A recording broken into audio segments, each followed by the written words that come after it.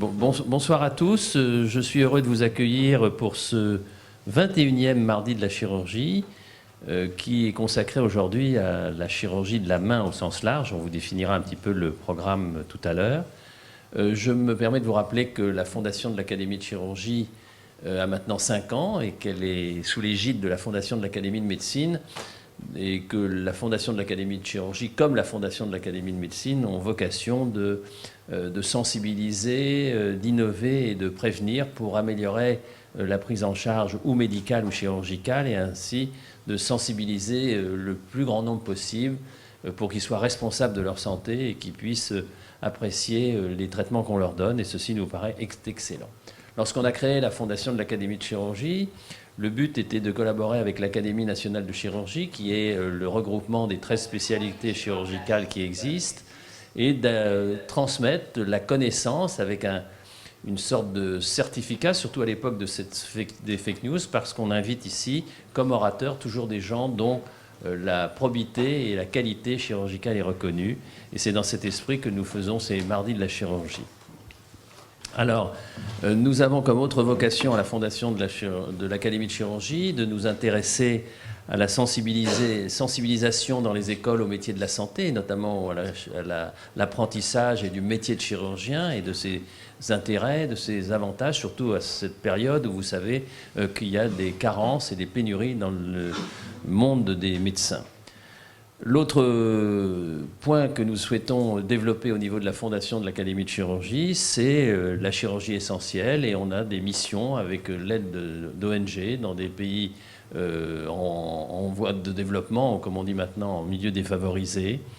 Et enfin, on a surtout cette transmission de l'excellence de la chirurgie. C'est dans cet esprit qu'on a invité aujourd'hui mon voisin de droite, qui est le docteur Pascal Géano, qui est responsable de la chirurgie de la main à à l'hôpital Georges Pompidou et en même temps à l'hôpital Robert Debré. Donc il fait à la fois de la chirurgie de la main chez l'adulte et à la fois de la chirurgie de la main, aussi bien dans le cadre d'urgence, car vous savez que c'est pas si vieux la création de SOS Main, et beaucoup d'interventions doivent être faites dans certains cas en urgence. Je pense notamment aux réimplantations, mais on ne parlera pas de ça aujourd'hui. Mais surtout, il y a une autre chose qui est très importante dans cette chirurgie spécialisée, c'est que depuis maintenant, on va dire une bonne trentaine d'années, à côté des techniques initiales qui ont été décrites par des pionniers dont il vous parlera tout à l'heure, on a développé des nouvelles méthodes qui sont, comme pour le reste de la chirurgie, moins invasives et qui donc laissent moins de séquelles et avec une récupération, puisque le problème de la main, et comme disait l'un de mes patrons, dans la main, il y a la moitié dans le cerveau. Je ne sais pas si ça se dit toujours, mais c'est très très important. On en parlera sûrement dans le débat, car quand on fait de l'intervention sur la main, il faut vraiment obtenir la participation du patient pour obtenir une guérison la meilleure possible et le moins de séquelles possible, car c'est quand même une région, on vous l'expliquera pourquoi, en raison des poulies, en raison de la complexité des tendons, qui n'est pas toujours facile. Voilà. Donc je remercie encore Pascal Géano et tous ses collaborateurs qui va vous présenter pour vous montrer un petit peu les évolutions et la chirurgie de la main en 2024.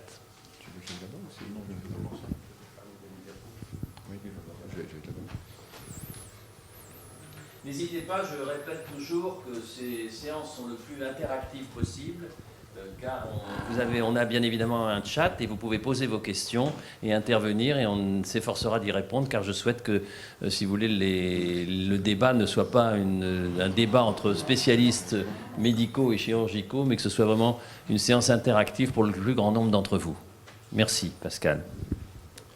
Bonjour à tous. D'abord, j'aimerais remercier Richard Villet et Philippe Marc pour leur invitation dans cette noble maison. Et nous avons été conviés pour aborder la chirurgie de la main. Bien entendu, nous ne ferons pas toute la chirurgie de la main ce soir, et en particulier les actualités en chirurgie de la main. Et je vous préciserai les thèmes qui seront abordés tout à l'heure. Mais avant, comme vous disait Richard Villet... Attends, tu peux passer ? Voilà. La chirurgie de la main, c'est une longue histoire, mais c'est une histoire du siècle dernier. Et l'un des précurseurs, probablement, c'est Sterling Bunnell, qui, lors de la Deuxième Guerre mondiale, aux USA, a commencé à poser les bases de cette chirurgie. Puis, on va noter en Europe l'influence d'Eric Moberg, que beaucoup de gens connaissent dans le milieu de la chirurgie de la main, Stagg, Perlotep, Gramco, qui a beaucoup travaillé sur la main congénitale après un grand scandale qui a eu lieu avec l'apparition de nombreuses malformations de la main.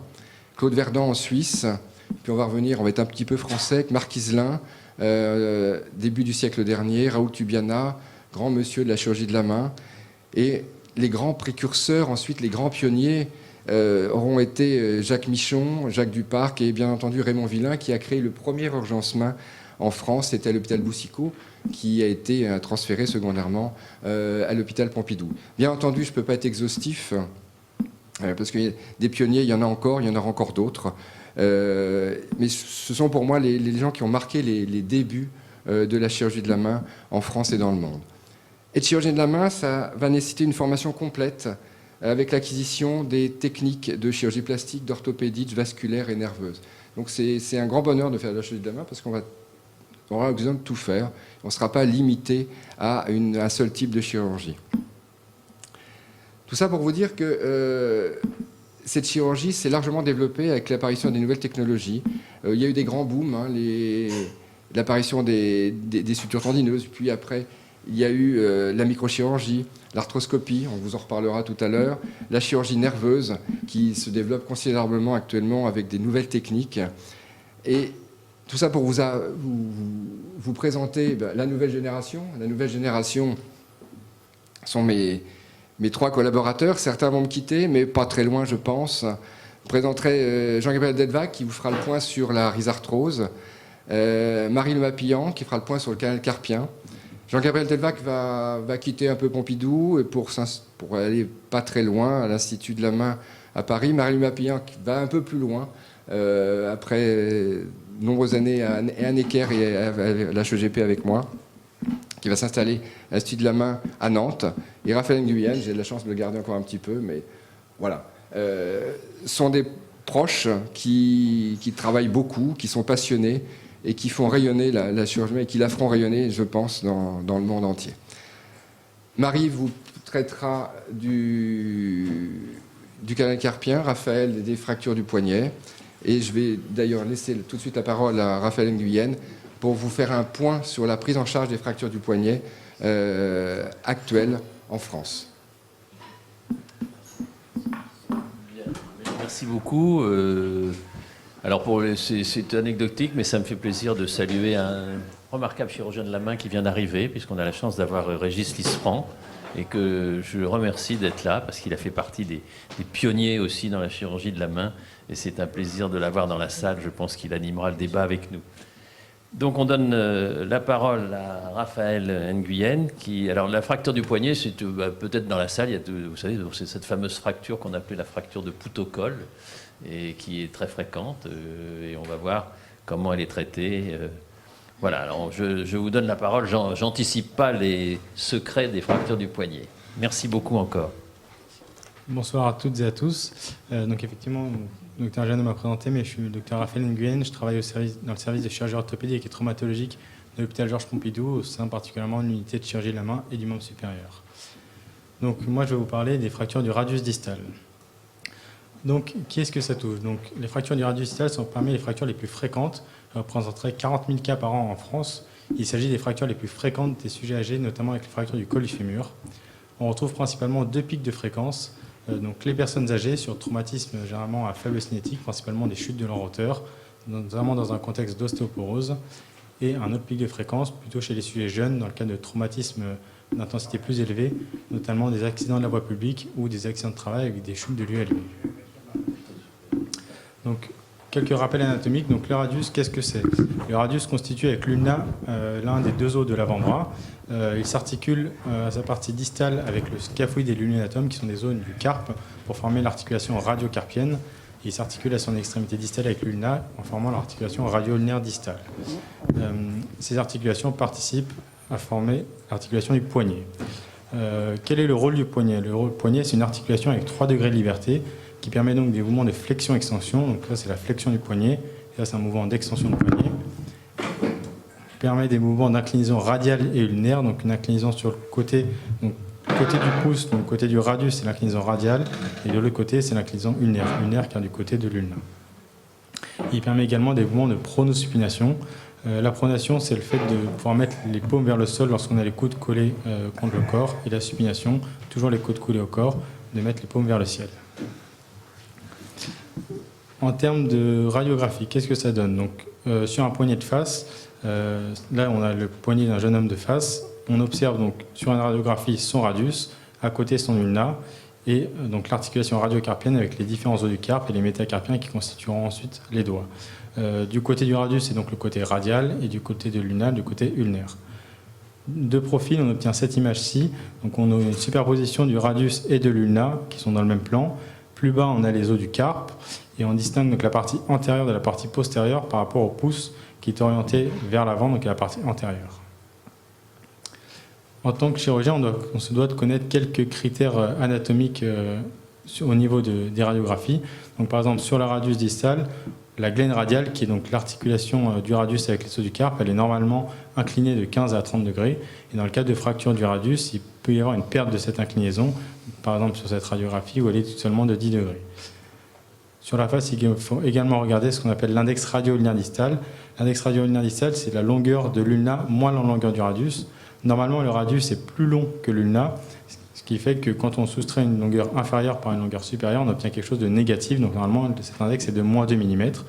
Dans le cas de fracture du radius distal, le radius va s'ascensionner et donc perdre de la longueur. L'ulna va donc devenir plus long comparativement au radius. Et donc si on fait une distance plus longue ou moins une distance plus courte, il devient positif, donc pathologique. Et de profil, le principal critère à regarder, c'est la version de la glène radiale, c'est-à-dire l'orientation de la surface articulaire du radius. Normalement, elle est antéversée, c'est-à-dire qu'elle regarde vers l'avant, donc du côté du pouce de 10-15 degrés. En cas de fracture du radius distal, elle peut également être perdue, cette antéversion, et notamment sur cette radio, on voit que la glène radiale regarde plutôt derrière de 45 degrés. Alors, comment est-ce qu'on fait le diagnostic d'une fracture du radius? Donc, tout d'abord, cliniquement, on cherche le contexte. Donc, généralement, il y a un traumatisme du poignet. En fonction du type de chute, il y a différents types de déplacements de la fracture. Lorsqu'on a un traumatisme en hyperextension, ça aura plutôt tendance à donner des fractures avec des déplacements postérieurs, c'est-à-dire que le radius va se déplacer derrière. En cas de chute avec une hyperflexion de poignet, le déplacement aura tendance à plutôt être antérieur, c'est-à-dire vers l'avant. On recherche également un terrain d'ostéoporose, qui est un facteur favorisant de ces fractures. Cliniquement, on recherche donc une attitude des traumatisés du membre supérieur, c'est-à-dire que le patient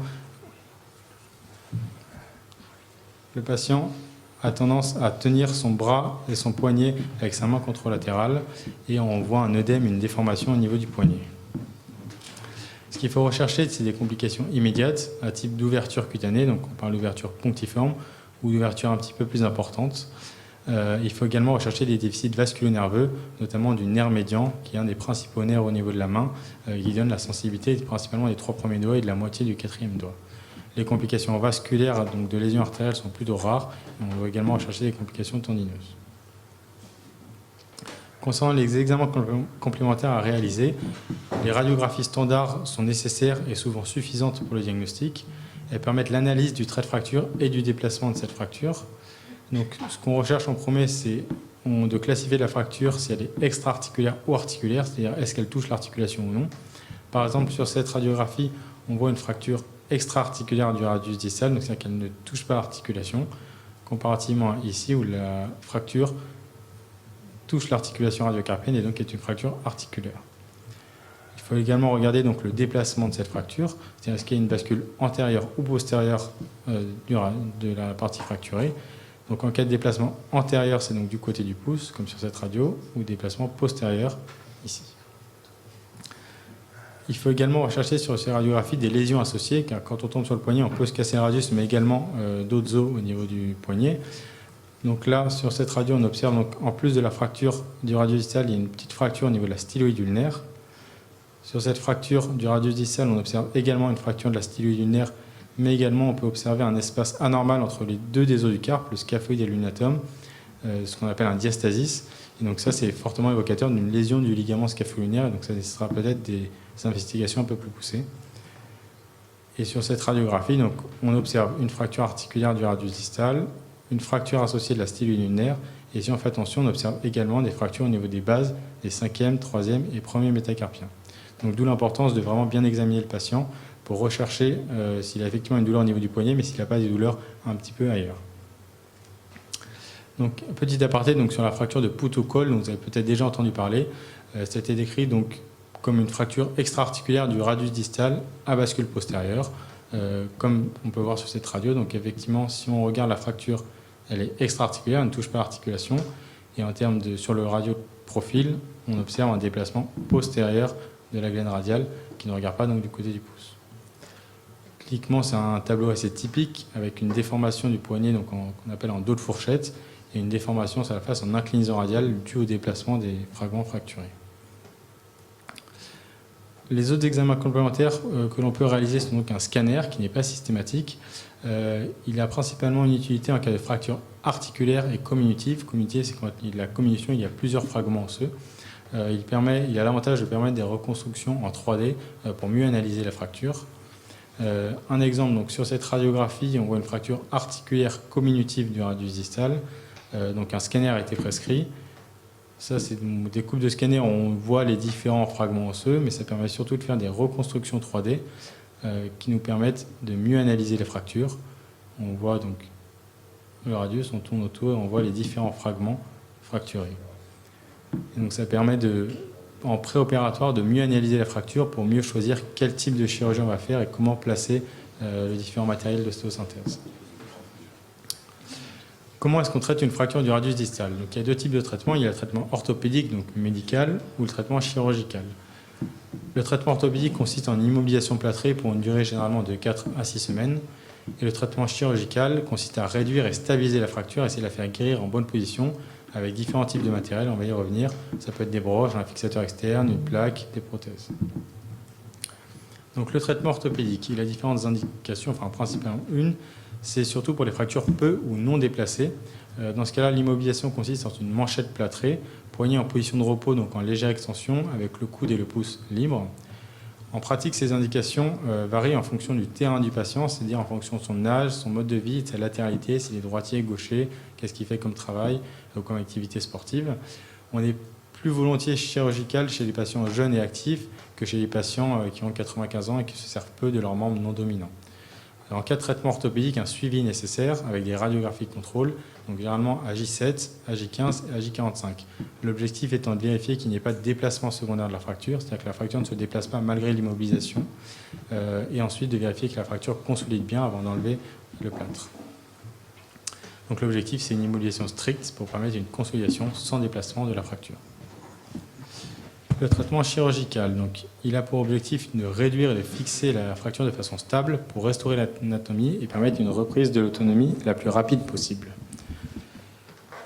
Donc, le traitement de référence chirurgical est quand même maintenant la plaque vissée antérieure, qui consiste à poser une plaque contre l'os qu'on va maintenir avec des vis.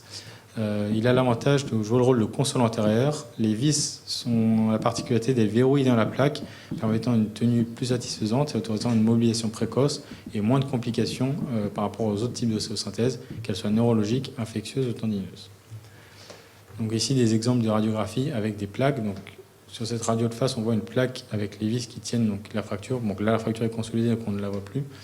Ça, c'est une radio profil. Et on peut également utiliser des plaques antérieures et postérieures en fonction du type de fracture, lorsqu'une fracture est un peu plus complexe.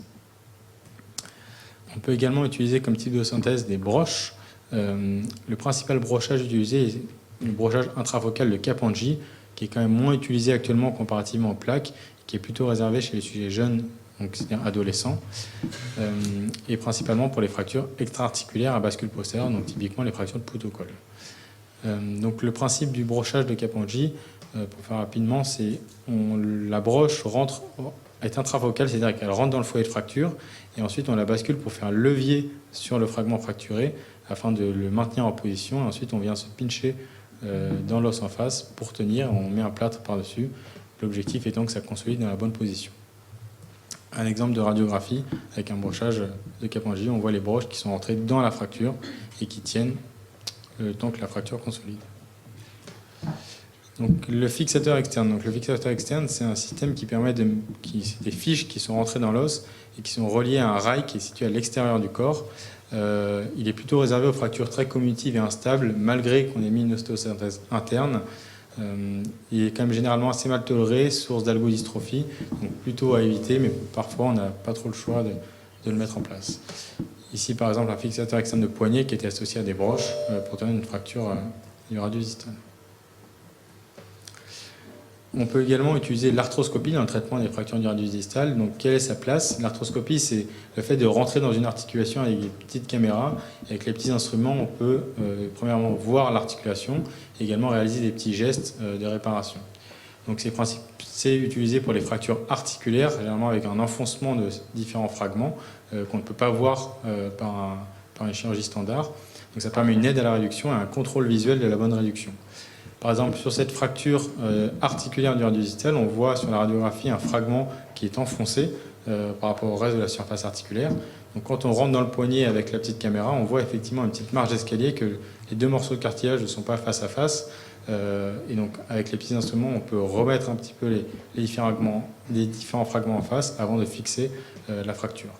Et donc là, les fragments ont été remis en place et ensuite on le fixe avec du matériel. Donc ici, le patient a bénéficié de plaques et de broches. L'arthroscopie permet également le bilan et le traitement de lésions ligamentaires associées. Donc, comme on l'a vu dans une radiographie un peu précédemment, on observait sur cette radiographie un espace anormal entre deux os au niveau du carpe qui faisait suspecter une lésion ligamentaire. Donc ça peut être une indication de réaliser une arthroscopie pour justement vérifier ce ligament et voir s'il est effectivement rompu ou non de visu et permettre de le réparer si besoin. La place de la prothèse totale de poignet dans les fractures du radius distal, c'est principalement réservé aux fractures non ostéosynthésables chez les sujets âgés. C'est-à-dire c'est des fractures généralement à grand déplacement, très community, donc avec plein de petits morceaux sur un os assez ostéoporotique sur lequel on sait que le matériel de synthèse qu'on risque de mettre risque de ne pas tenir ou de se déplacer. Donc ici un exemple de patiente de plus de 90 ans qui a une fracture du radius distal très déplacée, comminutive, pour laquelle était décidée la pose d'une prothèse totale de poignet. En pratique, il n'y a pas un seul traitement chirurgical qu'il faut utiliser de façon systématique. Dans le cas de fractures commutives et complexes, il y a généralement une association des techniques.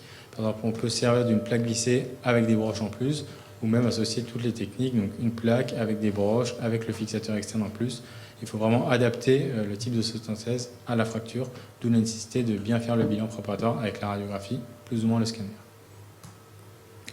Donc, les complications potentielles des fractures du radius distal. Donc, on les a déjà vues, les complications immédiates qui sont les ouvertures cutanées ou les déficits vasculo-nerveux, notamment du nerf médian.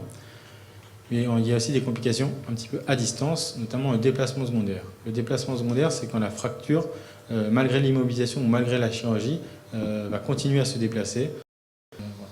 Donc, par exemple, sur cette radiographie initiale, il y a une fracture du radius distal peu déplacée, qui a été destinée et traitée orthopédiquement, donc on lui a mis une manchette plâtrée.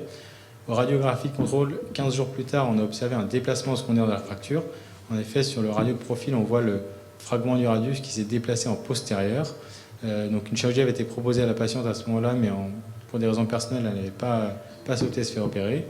Et donc sur la radio, à 6 semaines, donc à l'ablation du plâtre, on voit que la fracture est consolidée, c'est-à-dire qu'on ne voit plus beaucoup la fracture, mais on voit qu'elle a consolidé dans une mauvaise position, en cal vicieux, et ça peut nécessiter ultérieurement des chirurgies en cas de gêne.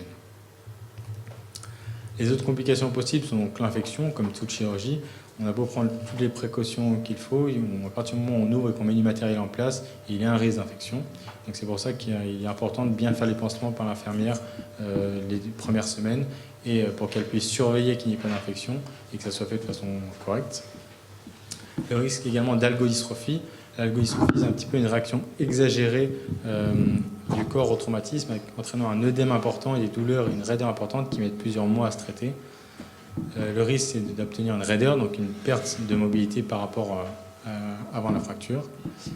Et il peut également se passer des ruptures tendineuses, notamment du long extenseur du pouce ou du long fléchisseur du pouce, en cas de débord un petit peu du matériel ou si le matériel est positionné de façon un petit peu trop distale.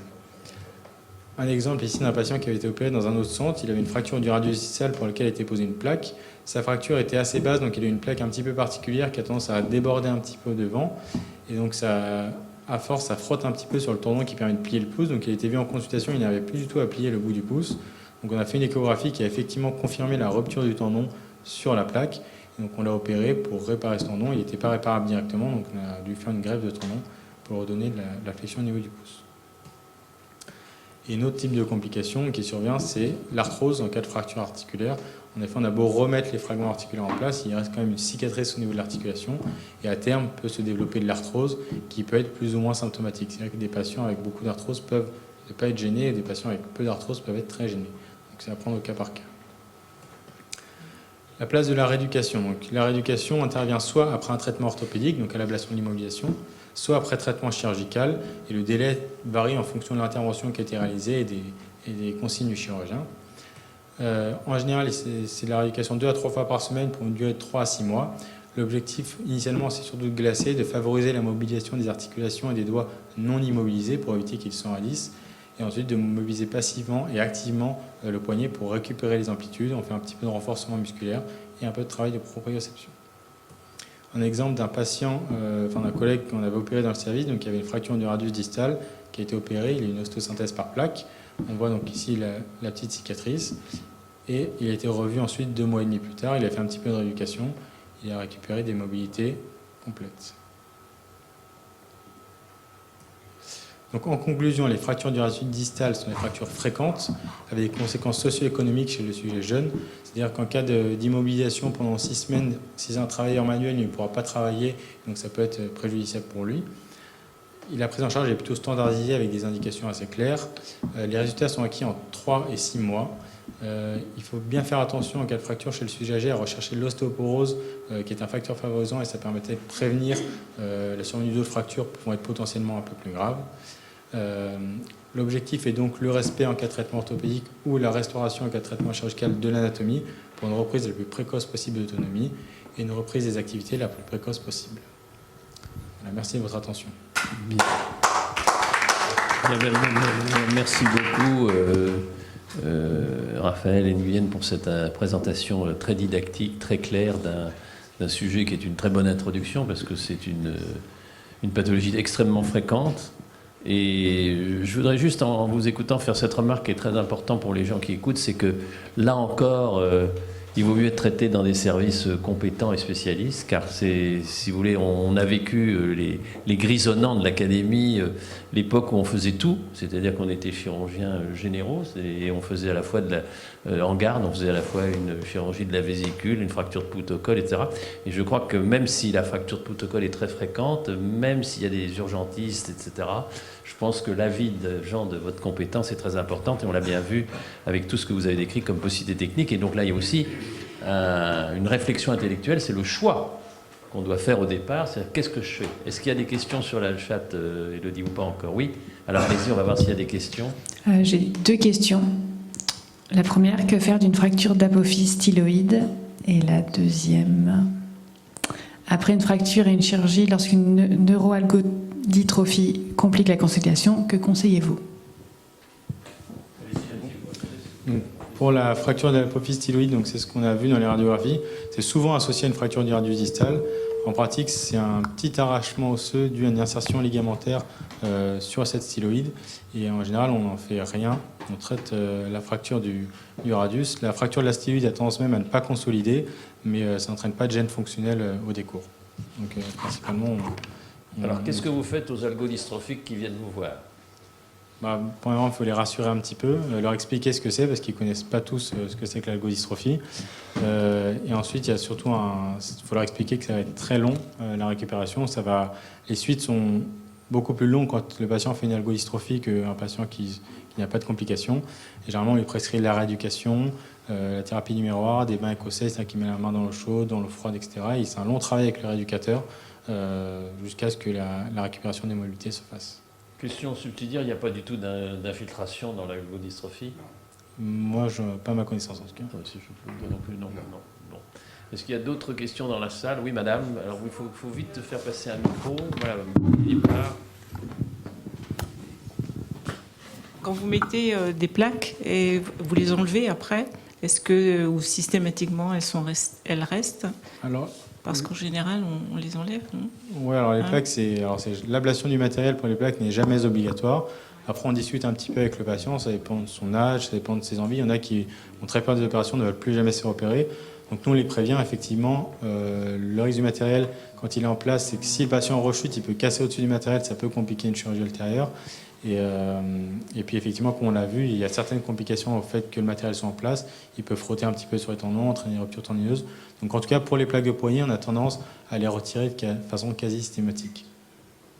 Alors vous m'avez impressionné avec la prothèse du poignet, parce que j'avoue que c'est pas autant les gens, et en plus le public connaît bien la prothèse de hanche. Vous avez vu quand il nous a montré une photo d'une prothèse de poignet. J'ai une question. D'abord, est-ce que ça marche bien, c'est bien supporté? Est-ce que ça permet le fonctionnement dans les 3 directions de la mobilité, enfin de la mobilité du poignet? Et quid de l'implantation vers le bas, si je puis dire? Vous mettez dans un métatarse? Alors la prothèse de poignet, c'est réservé quand même aux sujets plutôt âgés, sur les fractures donc, assez comminutives. Ça permet quand même une bonne récupération au vu de... C'est-à-dire que chez un patient jeune, ça ne donnerait pas de bons résultats, mais pour un patient âgé qui a une demande qui est quand même une demande fonctionnelle suffisante pour qu'on opère, mais pas la plus grosse demande fonctionnelle, ça donne quand même des bons résultats. Cette prothèse-là donne des mobilités. Il y a différents types de prothèses, en tout cas la prothèse que nous, on a l'habitude d'utiliser, donne des mobilités dans tous les secteurs de mobilité, parce que c'est une cupule avec une sphère, et donc ça permet de faire du mouvement d'inclinaison ulnaire, radiale, de flexion-extension. Voilà. Et effectivement, on doit associer donc, une résection des premières rangées des os du carpe et une implantation de la tige dans le 3e métacarpien, pour une meilleure tenue. Il n'y a plus de questions sur la fracture du poignet, vous savez tout. Moi, je dirais juste une chose, il faut éviter de se casser le poignet. Et donc, il faut faire attention aux trottinettes. On a fait un rapport aussi des occupations annexes dans Paris, en dehors même du vélo. Mais je crois que c'est une fracture tout à fait, je l'avais très bien dit, c'est la fracture du sujet âgé qui tombe maintenant chez lui. Et c'est la fracture des jeunes sportifs qui tombent en moto sur le périphérique ou ailleurs. Quand c'est que le poignet, ça va à peu près. Voilà, enfin, merci beaucoup. Et merci. je donne la parole à Pascal pour le présenter, l'orateur ou l'oratrice. Merci Raphaël pour cette présentation très complète. J'aimerais donner la parole au docteur Marie Lemapillan. Marie Lemapillan qui était chef dans le service à la HEGP et à Necker, une double formation complète. Elle va quitter la région parisienne pour rejoindre l'ouest de la France, à l'Institut de la main de Nantais, une très belle maison. Et voilà, elle va nous évoquer le syndrome du canal carpien dans tous ses états. Où en sommes-nous du diagnostic, c'est assez facile, mais où en sommes-nous de la prise en charge en 2024? Marie, c'est à toi. Merci beaucoup, bienvenue. Alors, je vais effectivement vous parler du canal carpien. Quelles sont les nouveautés?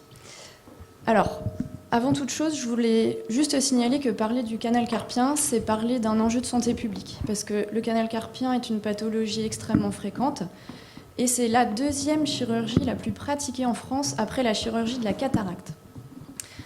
C'est une pathologie qui est souvent en lien avec l'activité professionnelle, avec des conséquences sur l'activité professionnelle et donc les arrêts de travail, et les suites opératoires potentiellement sont longues si elles ne sont pas forcément bien expliquées. Alors, qu'est-ce que le syndrome du canal carpien ? En fait, on a tous un canal carpien. C'est un tunnel anatomique qui se situe au niveau du poignet, avec les os du poignet et au niveau du toit de ce tunnel, un ligament qu'on appelle le rétinaculum. Dans ce tunnel vont passer les tendons fléchisseurs des doigts, donc c'est les cordes qui permettent de plier les doigts, et va passer un nerf qui s'appelle le nerf médian. À quoi sert le nerf médian ? Il sert à la sensation du toucher au niveau des 3 premiers doigts de la main et la moitié du 4e, et il sert à faire fonctionner les muscles au niveau de la base du pouce. Dans ce tunnel, si les tendons gonflent, c'est ce qu'on appelle la ténosynovite, eh bien les tendons vont venir écraser le nerf et qui se retrouve en souffrance. Alors, qu'est-ce qui peut faire gonfler les tendons ? En fait, souvent, c'est l'activité professionnelle, les gestes répétitifs, certaines positions. C'est favorisé aussi par certaines pathologies comme le diabète, les problèmes de thyroïde ou parfois les changements hormonaux, notamment pour la grossesse. Mais ça peut aussi être secondaire à des maladies comme la polyarthrite rhumatoïde, la sarcoïdose, l'amylose, etc. Après, il peut y avoir d'autres causes qui font, qui prennent de l'espace au niveau de ce tunnel. Ça peut être par exemple une tumeur, un kyste, ou un muscle surnuméraire, c'est-à-dire un muscle qui ne devrait pas être là, mais qui est là. Donc tout ça prend de la place et écrase le nerf. Qu'est-ce qui se passe alors quand le nerf est écrasé? Eh bien, plusieurs étapes. Première chose, d'abord, le nerf il est comprimé, donc il va souffrir par compression. Ça va lui faire un œdème. Et qu'est-ce qui se passe quand il y a de l'œdème? Eh bien, le nerf il envoie des décharges électriques dans les 3 premiers doigts. Souvent, c'est la nuit. Pourquoi la nuit? Parce que la nuit, comme on ne bouge pas ou on prend certaines positions, il y a plus d'œdème. Et aussi, la nuit, il y a moins de cortisol, c'est l'hormone anti-inflammatoire du corps. Avec le temps qui passe et avec les années, eh bien, le nerf, à force de souffrir, à force d'être comprimé, il peut se dégénérer. Et qu'est-ce qui se passe? Eh bien, les fibres nerveuses sont au début ce qu'on appelle sidérées, elles arrêtent de fonctionner, et puis petit à petit, en fait, elles peuvent même être détruites. Et en fait, sans intervention, cette évolution est inéluctable. Alors, quand un patient il vient nous voir en consultation, il ne vient pas nous dire « Bonjour docteur, j'ai des symptômes de compression. Bonjour docteur, j'ai des symptômes de ténosynovite. » Eh bien, il vient avec plusieurs symptômes qu'il faut démêler. Donc, par exemple, les syndromes de compression nerveuse, ça c'est peut-être ce qu'on a l'habitude de connaître, c'est-à-dire je me réveille la nuit avec les doigts qui fourmillent, j'ai envie de secouer la main, et après je me rendors, mais bon, ça peut réveiller plusieurs fois la nuit. Ça peut être aussi des décharges électriques quand on porte des choses, quand on serre ou certaines positions particulières. Ensuite, il peut y avoir des douleurs de ténosynovite, donc ça c'est les doigts qui gonflent, les doigts qui font mal, des douleurs au poignet, sensation de doigts gonflés. Parfois même on peut avoir un doigt ressaut, c'est-à-dire les doigts qui se bloquent dans la paume de la main qu'on n'arrive plus à étendre. Et puis, avec le temps, on peut voir apparaître des signes de dégénérescence nerveuse. Ça, ce sont les fourmillements qui sont permanents la journée, voire une perte de sensation. Et ça peut être aussi une perte de force, surtout pour les gestes fins. Donc le cas typique, c'est boutonner sa chemise.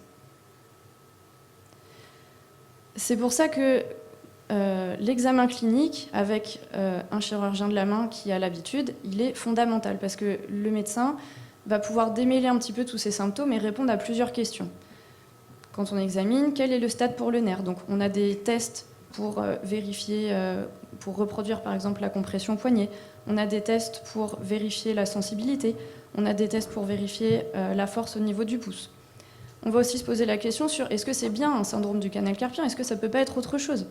Ça peut être les cervicales, ça peut être, le nerf peut être comprimé à différents endroits, au niveau du plexus, au niveau de l'avant-bras par exemple. Et quels sont les symptômes associés? Est-ce que mon patient a du diabète? Est-ce que ma patiente est enceinte? Est-ce que peut-être mon patient est suivi pour une polyarthrite rhumatoïde? Tout ça, ce sont des questions importantes que le chirurgien démêle et voilà, il doit répondre à ces questions. Alors, qu'est-ce qu'on peut faire comme examen complémentaire? L'examen complémentaire phare, c'est l'électroneurommyogramme. Qu'est-ce que c'est? Eh bien, en fait, c'est une analyse de l'activité électrique nerveuse. Ça, c'est un examen qui se fait chez un neurologue. En fait, il faut voir un petit peu le nerf comme du courant électrique qui part de la colonne vertébrale qui va jusqu'au doigt, un peu comme un trafic d'autoroute. On va analyser la vitesse de conduction, on voit est-ce qu'il y a des endroits où c'est comprimé, on va analyser l'activité des muscles, et on va aussi mesurer l'amplitude ou l'intensité, si vous voulez, comme un courant électrique, du message nerveux. Et l'intensité et l'amplitude de ce message nerveux, c'est le reflet des fibres nerveuses qui sont encore actives. Et bien sûr, ça nous permet de vérifier aussi les autres nerfs du bras, et on compare avec l'autre côté. L'électromyogramme répond donc à plusieurs questions. D'une part, il confirme le diagnostic. Il dit bah oui, c'est bien comprimé, mais aussi c'est comprimé au canal carpien, parce que ça peut être comprimé au canal carpien, ou ailleurs, ou les deux. L'électromyogramme nous permet aussi de connaître le stade de gravité de la compression. Est-ce qu'on est juste au stade de compression avec simplement des vitesses qui sont diminuées, ou est-ce qu'on est à un stade sévère avec là le nerf qui commence à dégénérer et donc avec des amplitudes qui vont baisser? Est-ce qu'on est au stade vraiment très sévère avec une atteinte musculaire? Donc l'électromyogramme nous donne aussi un élément de pronostic, c'est-à-dire si par exemple j'ai une atteinte sévère, quel est mon pronostic de récupération? Est-ce que les muscles, est-ce que les doigts, est-ce que les nerfs vont pouvoir récupérer si on intervient? L'électromyogramme n'est pas obligatoire pour faire le diagnostic, parce qu'en réalité, quand un patient vient voir son médecin en consultation en disant « Docteur, je me réveille la nuit, j'ai les doigts qui fourmillent », bon, on est quasiment sûr que c'est un canal carpien. Mais par contre, il nous donne des informations intéressantes et surtout, en cas de chirurgie, c'est recommandé par la HAS entre 3 et 6 mois avant la chirurgie. Quels examens peut-on faire d'autres? Est-ce qu'ils sont nécessaires? Alors, en général, on peut prescrire une échographie. Ça, c'est plutôt pour confirmer le diagnostic. Si à l'examen clinique on a un doute, on voit sur l'échographie que le diamètre du nerf est diminué parce qu'il est écrasé. On peut voir la ténosynovite, c'est-à-dire le gonflement des tendons. Mais ça peut aussi nous dépister s'il y a d'autres causes, comme je vous le disais tout à l'heure. Est-ce qu'il y a un kyste? Est-ce qu'il y a une tumeur? Donc ça, pour ça, par exemple, l'échographie est utile. Cependant, elle doit être faite par un radiologue qui a l'habitude de ça, puisque les réponses et les questions qu'on pose sont très précises. L'IRM répond aussi aux mêmes questions, mais de manière plus précise. Et l'IRM ne doit venir qu'en deuxième intention, après une échographie, en cas de doute ou en cas de nécessité de précision. On peut aussi, au cas par cas, prescrire une prise de sang. Par exemple, si on pense que notre patient a peut-être une polyarthrite, peut-être un problème de thyroïde, et bien parfois on peut être amené à prescrire une parole de dépistage. Un examen de dépistage. Alors, comment est-ce qu'on prend en charge ce canal carpien? Donc, sur les formes débutantes, c'est-à-dire quand le nerf il est juste comprimé mais qui ne commence pas à s'abîmer, eh bien, on peut faire ce qu'on appelle un traitement médical, c'est-à-dire pas de chirurgie. Ça consiste en quoi? Tout d'abord, il faut aménager le poste de travail du patient pour diminuer l'inflammation, diminuer le gonflement des tendons et libérer le nerf. Ça passe par exemple pour un travail de bureau, par l'utilisation de souris verticales, de claviers ergonomiques. Mais par exemple, chez un patient qui travaille dans des chaînes industrielles, eh bien, on peut faire un changement de poste de travail, qui soit temporaire ou définitif. Donc ça, c'est mettre au repos les tendons. Après, on peut aussi faire des infiltrations de corticoïdes. Donc ça se fait en général sous échographie ou pas.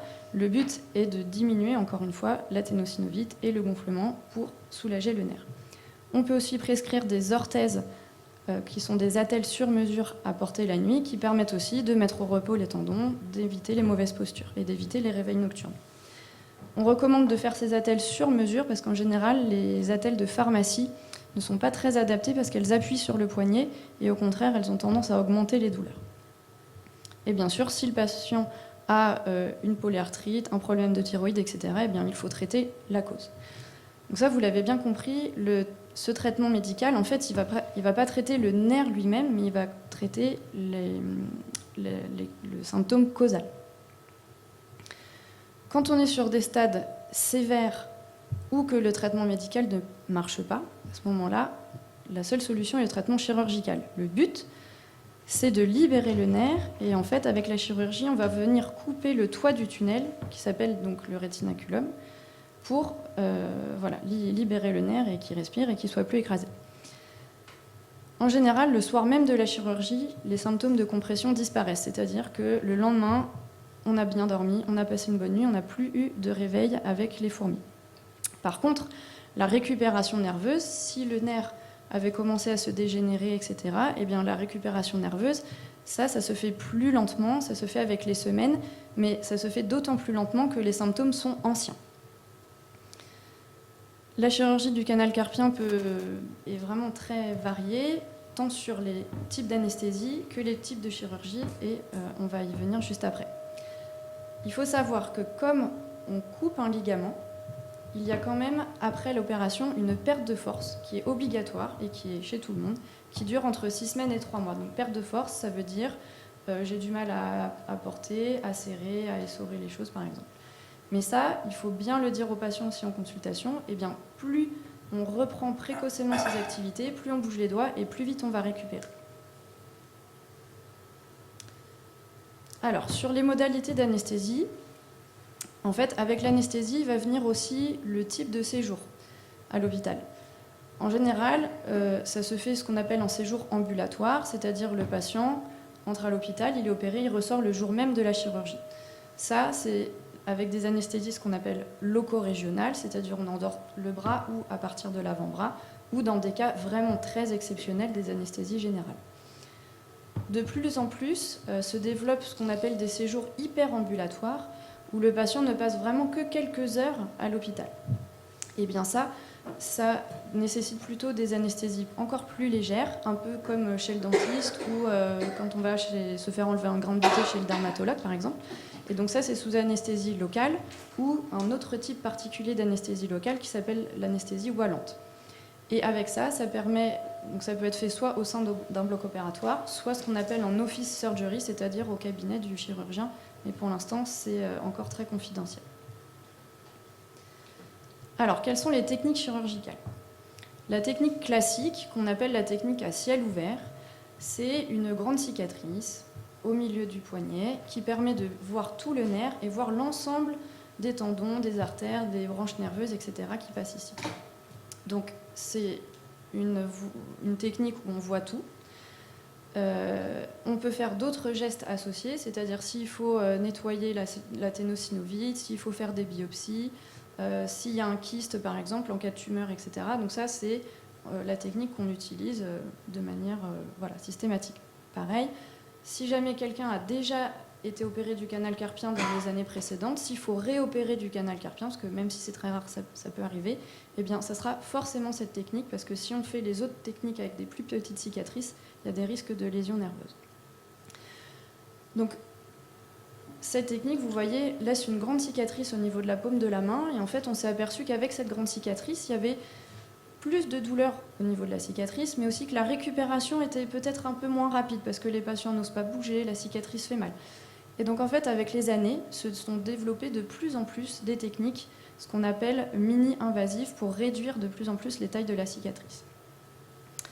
Alors par exemple, cette technique-là, vous voyez, c'est ce qu'on appelle du mini-open. En fait, on fait une toute petite incision qui nous permet de voir seulement une partie du nerf et de couper le ligament à travers cette cicatrice sous la peau. La cicatrice, là, est plus petite et donc les suites sont plus rapides. Alors, encore plus novateur, c'est ce qu'on appelle la technique sous endoscopie.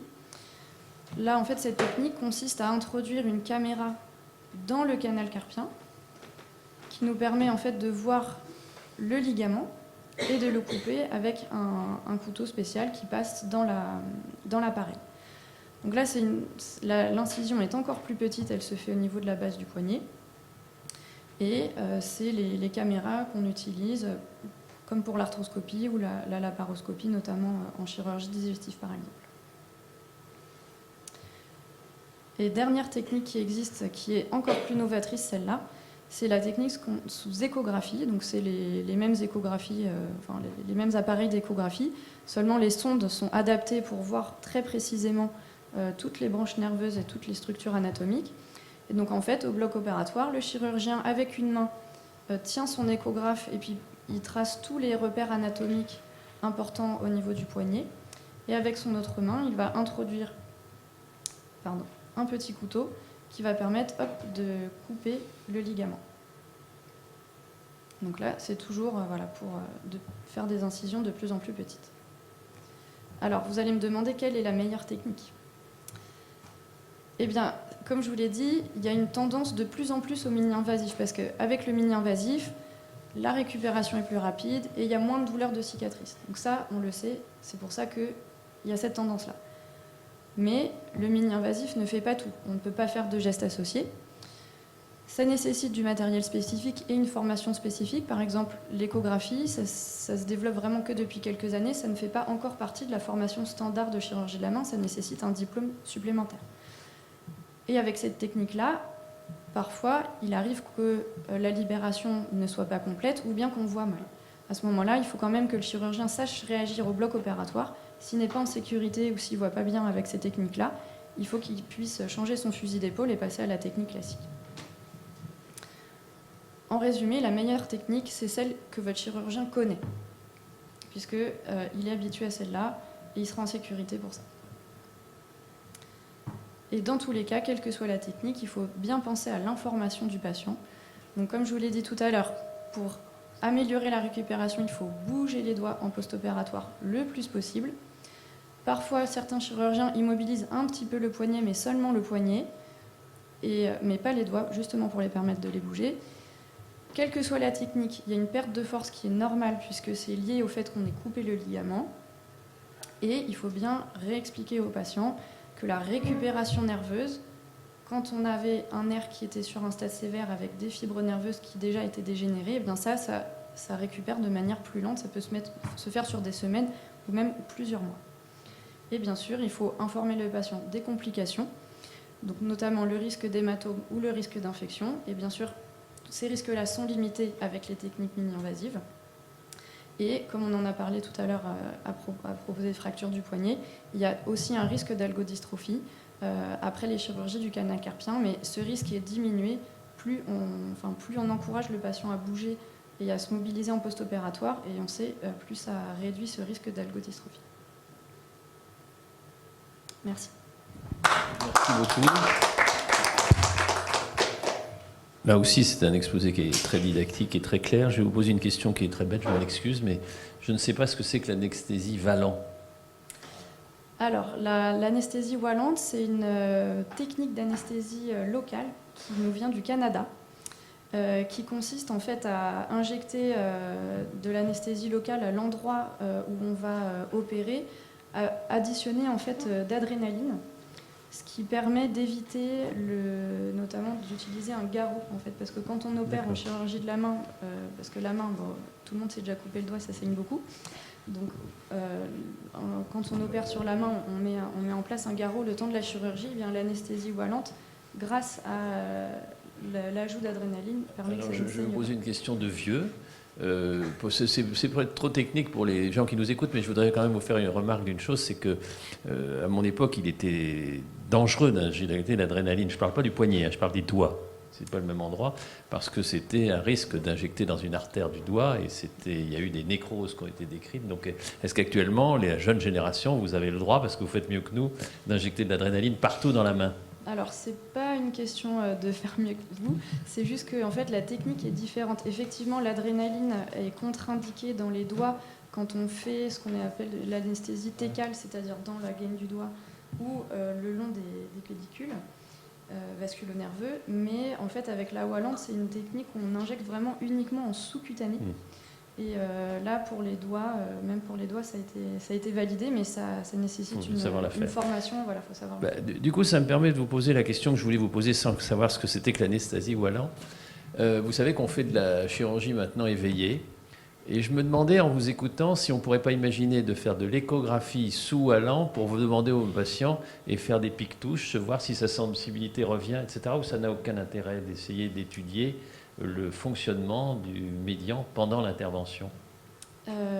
Alors, en général, ceux qui font sous échographie, ils font sous anesthésie wallante déjà, parce que c'est dans cette tendance justement de faire mini-invasif, etc. Ça permet effectivement pendant l'opération que le patient nous décrive ses sensations. Par exemple, s'il sent des décharges électriques, on se dit bon, peut-être mon instrument est mal placé au niveau du nerf.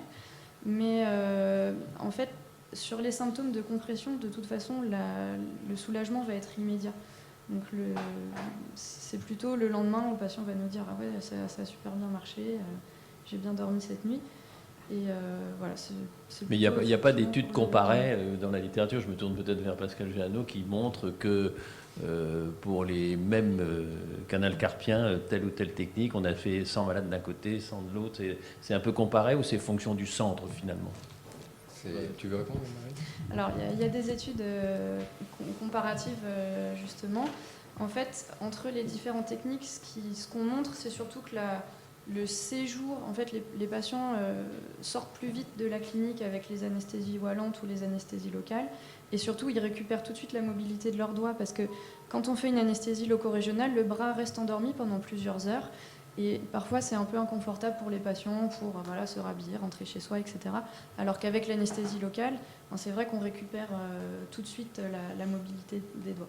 Donc les patients ont une meilleure satisfaction. Mais par contre, si on regarde dès le lendemain, une fois que le bras s'est réveillé de l'anesthésie locale, là, il n'y a pas de différence. Pour compléter ce que dit Marie, l'intérêt de la wallante, c'est aussi qu'on n'a pas d'anesthésie motrice, c'est-à-dire que les patients vont continuer à se mobiliser. Donc il y a certaines chirurgies qui sont importantes, les libérations des doigts, les transferts de tendons pour récupérer une fonction. Donc c'est en ça que ça reste important, mais voilà, je crois qu'il faut avoir tout dans son panel. Est-ce qu'il y a des questions dans l'assistance? Est-ce qu'il y a des questions sur... Oui, madame. On va vous donner un micro. Merci. Est-ce que vous avez observé dans les suites la main qui reste gonflée et surtout dure comme du bois pendant plusieurs mois? Et quelle suite est-il possible d'espérer? Alors, c'est probablement donc la complication dont on parlait, qui est l'algodystrophie.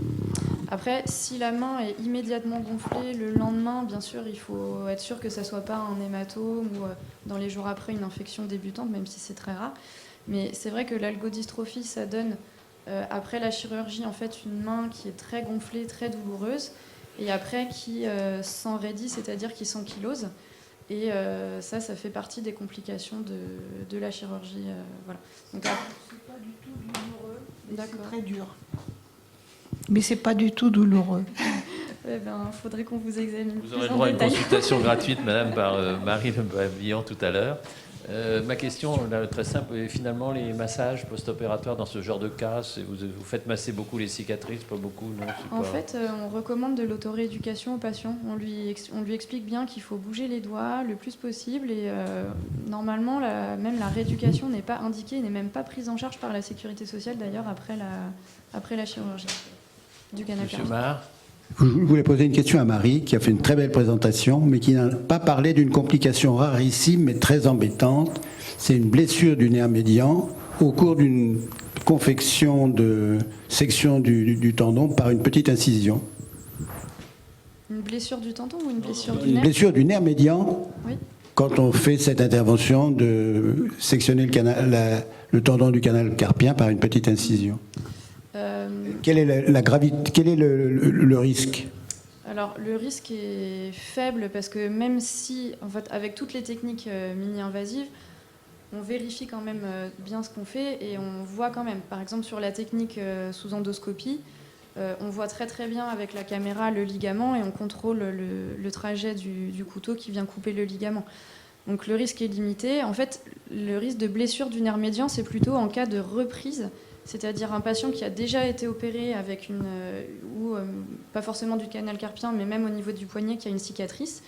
Eh bien, c'est plutôt que là, par contre, il ne faut pas faire de technique mini-invasive parce que là, il y a des risques d'adhérence, etc. Et c'est à ce moment-là qu'on risque de blesser le nerf.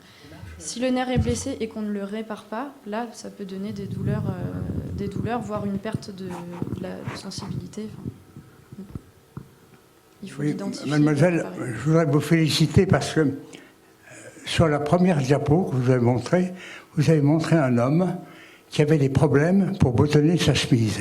Parce que tous les boutons de chemise de l'homme sont beaucoup trop petits. Donc il est extrêmement difficile de boutonner, et je vous le dis parce que lorsqu'on est opéré d'un syndrome du canal carpien et qu'on récupère très vite, il n'y a pas de problème. Mais si on est opéré avec un certain retard, à ce moment-là, pendant des années, voire à vie, on ne récupère jamais la fine mobilité. Deuxièmement, quel est le temps que vous donnez quand quelqu'un vous dit pendant combien de temps serais-je immobilisé? Qu'est-ce que vous répondez selon qu'il s'agit d'un homme, d'une femme ou de son travail? Je vais vous donner aussi un arrêt de travail. Voilà. Moi, je le sais personnellement parce que j'ai été opéré des deux côtés, naturellement. Je me suis arrêté à peu près 15 jours. Mais je pense qu'en cas de travail de force, il faut envisager un mois et demi. Et surtout, pas de rééducation. On sort de la clinique, la main en l'air, on bouge beaucoup les doigts, et normalement, moi j'ai repris par exemple le travail et la chirurgie, au bout de 10 à 15 jours, sans aucun problème. Mais surtout, pas de rééducation. Et enfin, dernier point, je pense qu'il faut faire un électromyogramme absolu, parce que s'il y a le moindre problème, soit d'algodystrophie, comme semble avoir eu cette dame, c'est le moindre problème d'algodystrophie, on vous dira, mais c'est bizarre, quand même, vous n'avez pas eu d'électro. Alors, cela dit, ce qu'il y a de pire dans le syndrome du canal carpien, c'est l'électromyogramme. C'est toujours douloureux, c'est désagréable, mais je pense qu'il faut mieux le faire. Enfin, à l'Institut Lama, on n'opérait jamais les malades sans faire au préalable un examen électrique. Et si, bon, on peut se tromper et ça peut ne pas être un syndrome du canal carpien. Donc, on fait un électromyogramme et on opère dans ces cas-là. En ce qui concerne la chirurgie, je sais ce qu'il ne faut pas faire. en tout cas en ce qui concerne l'anesthésie, dans de nombreux centres, parce que l'anesthésiste n'avait pas l'habitude d'une anesthésie locale fine, j'ai vu faire des anesthésies locaux-régionales par bloc plexique. C'est complètement idiot, parce que quand on sort d'une anesthésie avec un bloc plexique, on a le bras immobilisé comme un membre momifié pendant 24 heures. C'est extrêmement douloureux, c'est extrêmement gênant, extrêmement désagréable. Alors que l'intervention elle-même, vous n'avez pas dit ceci, l'intervention elle-même, lorsqu'elle est menée par un chirurgien qui a l'habitude, entraîne vraiment beaucoup, ça met 3 minutes. En 3 minutes, on doit être opéré normalement d'un syndrome du canal carpien, sauf polyarthrite rhumatoïde, mais il y a relativement peu de polyarthrite rhumatoïde qui donne des syndromes du canal carpien parce qu'il y a une distension. Donc finalement, c'est une chirurgie qui va durer 3 à 4 minutes, entraînant beaucoup. Et avoir un bloc plexique en préopératoire, ça me paraît absolument catastrophique et pratiquement inadmissible. Je crois, Régis, que la génération partage tout à fait ton avis.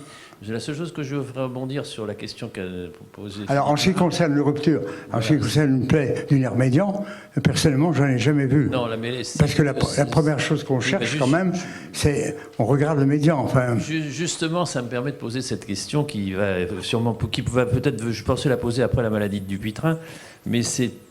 j'aime pas dire le mot délégation de compétences, mais c'est un changement d'activité entre les chirurgiens dits traditionnels et éventuellement les rhumatologues. On va en parler peut-être après Dupuytren, si vous êtes d'accord. On attendra la maladie de Dupuytren, parce que la question, si tu veux, est-ce qu'on peut déléguer... Moi, personnellement, je préférerais me faire opérer par Marie, mais on peut imaginer qu'avec les techniques actuelles de manque de chirurgiens, on peut le dire comme ça, est-ce qu'on peut autoriser, vu la précision d'un ténotome bien ficelé avec une échographie, de faire ce geste par une délégation à quelqu'un d'autre? La réponse pour le moment est qu'il y aura probablement plus de plaies du médian, mais je ne sais pas si on peut répondre comme ça. Donc on va en reparler après le Dupuytren. Je pense aussi qu'on manque aussi de rhumatologues et aussi de radiologues. Donc, Bon, écoutez, en tous les cas, merci. Et je te donne Cela dit, il me paraît tout à fait licite de commencer quand même par un traitement corticoïde. Si la personne ne peut pas être opérée à ce moment-là, on peut essayer. Et parfois, des fois, d'ailleurs, on n'est pas nécessairement opéré du canal carpien. Ça, je le pense également. Mais s'il y a une atteinte clinique, parce que des fois, vraiment, la douleur, elle est intense. Il y a des gens qui arrivent en disant « opérez-moi demain, parce que toutes les nuits, à 3 h du matin, 4 h du matin, je suis réveillé, je secoue la main, mon mari est furieux, ça gêne tout le monde, etc. Donc opérez-moi vite. » Il y a des gens qui souffrent extrêmement. Donc ils ont envie d'une intervention et d'être soulagés très rapidement. Parce que c'est vrai que du jour au lendemain, ils ne souffrent plus. Ça, c'est incontestable. C'est dur. On souffre la première nuit. La première nuit est désagréable, je reconnais. Mais ensuite, si on tient bien la main en l'air, très vite, dès le lendemain, on peut continuer. Et surtout en bougeant les doigts, sans arrêt, pendant 2 jours. Après, tout rentre dans l'ordre. Donc, il faut opérer vite quand on est douloureux. Mais il est possible de surseoir un petit peu. Alors, évidemment, il y a des cas bizarres. Personnellement, ayant fait beaucoup de motos, j'avais un syndrome du canal carpien bilatéral.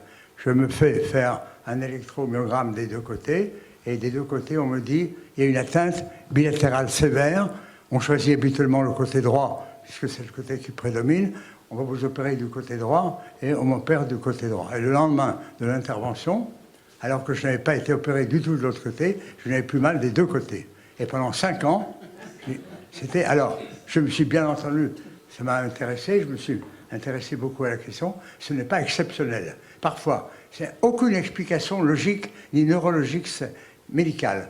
Mais on peut oublier ça, je vous raconte ça parce que c'est anecdotique, mais ça existe. Donc, c'est comme ça. On ne sait pas tout, parce que finalement, il y a beaucoup de gens qui ont les mêmes professions, notamment les gens qui tapent beaucoup à la machine. Pourquoi est-ce que vous faites un syndrome du canal carpien et l'autre secrétaire qui a la même profession à côté de vous n'a pas de syndrome du canal carpien? C'est ça qui est bizarre. Et même, d'ailleurs, dans le syndrome algo-dystrophique, n'importe qui ne fait pas un syndrome algo-dystrophique. Plus on est corticalisé, plus les gens sont corticalisés, plus ils ont un syndrome du canal carpien, des syndromes algo-dystrophiques. Merci Régis, merci. On sent le vécu, on sent la passion, le vécu du chirurgien qui en a vu beaucoup, qu'on a suivi beaucoup. En tout cas, mais merci beaucoup. Merci Marie.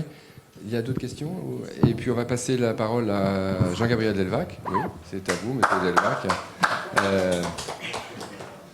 Qui va nous faire le point sur la prise en charge de la rhizarthrose en 2024.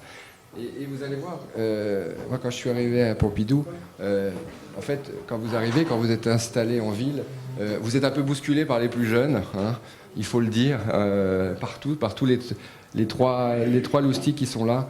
Donc merci de m'avoir bousculé, et puis merci d'avancer, et puis d'être la nouvelle génération, à tous les trois. Jean-Gabriel, à toi. Merci beaucoup. Merci de me laisser parler d'un sujet qui me passionne, la rhizarthrose. Et je veux dire un petit mot, je suis très content et honoré de pouvoir vous partager ce sujet devant M. Lisfranc, qui est membre fondateur de l'Institut de la main, où je vais bientôt poser mes valises en novembre. Donc je suis assez ému de votre présence. Donc je parlais de la rhizarthrose. La rhizarthrose, c'est l'arthrose de la base du pouce. C'est quelque chose dont on parlait peu ou qu'on ignorait un petit peu parce qu'on l'a intégré dans l'arthrose digitale. En fait, c'est une entité complètement différente. C'est un cadre différent et c'est des causes qui sont différentes et donc des traitements différents. Alors la rhizarthrose, donc arthrose de la base du pouce, que vous pouvez voir ici, entre le premier métacarpien et le trapèze, eh bien, elle peut développer de l'arthrose. Et cette arthrose, elle est, contrairement à ce qu'on dit, pas héréditaire. On dit que l'arthrose des doigts, c'est héréditaire, mais la rhizarthrose, elle est peu héréditaire. Il y a des facteurs héréditaires, bien sûr, mais il y a surtout de l'habitus. L'habitus, c'est-à-dire que c'est les gens qui vont beaucoup utiliser cette pince pouce-index. Alors on dit classiquement que c'était plutôt les femmes, parce que les femmes utilisaient plus cette pince pouce-index et les hommes plutôt la poigne, la force. C'est très faux pour nous, les chirurgiens, parce qu'on utilise beaucoup cette pince pouce-index, donc on fait mentir ce postulat. Mais en tout cas, il faut se sortir de l'idée que cette arthrose de la base du pouce est quelque chose d'héréditaire sur lequel on ne peut rien faire. Alors on va faire un petit peu d'anatomie. Ici, vous avez le pouce, le premier métacarpien, et le trapèze. Ici, une articulation saine, et ici, une articulation pathologique. Vous voyez qu'il n'y a plus d'espace, plus de cartilage, et qu'on a une réaction de cet os, des réactions périostées. Je voulais qu'on s'analyse, on fasse un tout petit peu de mécanique, et qu'on regarde cette main qui est en train de pincer une pièce. Pour pincer une pièce, plus ou moins fort, il nous faut 1 kg de force. 1 kg de force, c'est vraiment pas grand-chose, entre le pouce et l'index. En revanche, quand on regarde ce qui est transmis au niveau de la métacarpophalangène, on a 6,6 kg de force qui sont transmis. Et quand on arrive sur l'articulation qui me passionne et qui m'intéresse, cette articulation trapézo-métacarpienne, eh ben on a 13,4 kg. Donc quand vous pincez une pièce pour la donner à un commerçant, eh ben en fait, vous transmettez 13 kg à cette articulation. Et c'est pour ça qu'elle s'use, et c'est pour ça qu'elle est aussi fréquente. Alors, quelques chiffres sur cette rhizarthrose. La rhizarthrose, elle touche 1,8 million de Français. C'est 20% de l'ensemble des cas d'arthrose. Et si vous regardez mon petit schéma, bien sûr, l'arthrose digitale, c'est la première, et j'ai fait exprès de l'exclure. L'arthrose du pouce, c'est 20%. C'est 20% cette rhizarthrose par rapport à la hanche, à l'épaule ou au genou. Mais on entend beaucoup plus parler de l'arthrose de la hanche, l'arthrose du genou, la prothèse de hanche, la prothèse de genou. Et finalement, cette arthrose de la base du pouce, c'est le parent pauvre de l'arthrose. Et donc, c'est ce que je voulais vous dire ici. Il y a une inégalité dans le bénéfice d'un traitement optimal parce qu'il y a un manque d'information de la population générale, mais aussi de nos confrères qui ont toujours tendance à dire « ne vous inquiétez pas, c'est votre arthrose des doigts ». Je vais insister encore, l'arthrose de la base du pouce, c'est pas l'arthrose des doigts. C'est une prévalence, donc une incidence qui est en augmentation. Vous allez voir que ça touche 12% de la population de 45 ans, mais on arrive à quasiment 90% entre 70 et 80 ans et plus. Alors pourquoi? Encore une fois, c'est pourquoi, vous allez me voir insister. Pourquoi cette arthrose qui touche 1,8 million de personnes en France, alors que l'arthrose, c'est 10 millions de personnes en France? Pourquoi est-ce qu'on n'en parle pas? Pourquoi est-ce que, alors qu'elle représente 20% de l'arthrose, alors que ça représente 5% du genou, eh bien, il y a 100 000 prothèses totales de genoux qui sont faites et qu'il n'y a que 10 000 prothèses ou traitements de cette rhizarthrose qui est effectuée aujourd'hui en France. On va retourner un peu dans la médecine. L'arthrose de la base du pouce, elle entraîne une déformation, une perte de la hauteur de ce premier métacarpien, une perte de la hauteur de ce pouce, qui va entraîner une déformation du pouce. Vous allez voir que ce premier métacarpien, comme vous voyez ici, alors là on est à un stade ultime, mais un stade précoce, il va aller s'enfermer dans la main. Ça va créer un déséquilibre ligamentaire L'articulation sous-jacente, qui est l'articulation métacarpophalangène, juste là, l'articulation qui est au-dessus de cette arthrose, alors qu'elle-même n'est pas concernée par l'arthrose, va se déformer. Pourquoi? Parce que notre pouce va être fixé dans la main, et le seul moyen d'utiliser cette main, c'est de sortir ce pouce de la main, et donc de créer de l'hyperextension métacarpophalangène. Et à des stades ultimes, on arrive à cette déformation qui est peu fonctionnelle et peu esthétique, le pouce en Z ou pouce en M, selon les classifications. Alors les diagnostics qui sont assez simples, c'est douleur à la base du pouce, qui irradie plutôt au dos de la main. Il y a des tests, notamment ce test qui s'appelle le grind test, ou le test de pression, c'est-à-dire qu'on vient appuyer le pouce dans ce sens-là et faire des mouvements de rotation. C'est assez sauvage, ça suppose juste qu'on va mettre en compression une zone déjà douloureuse, et comme il n'y a peu de cartilage, eh bien ça va vous créer des douleurs. Ce dernier test, le test de Jikiel, comme je vous ai dit qu'il y avait une perte de la hauteur, une perte de la congruence, on appuie exactement sur la zone douloureuse et on essaye de réintégrer le premier métacarpien dans sa place anatomique, ce qui est très douloureux et qui nous signe une fois de plus cette arthrose de la base du pouce. On évalue la mobilité avec un index assez simple, qui est l'index de Kaplan-G, qui nous permet de voir en fonction de là où vous arrivez à votre pouce dans la paume de votre main, quel est votre degré de mobilité. 10 étant le score maximum et 0 étant vous n'arrivez pas à bouger votre pouce.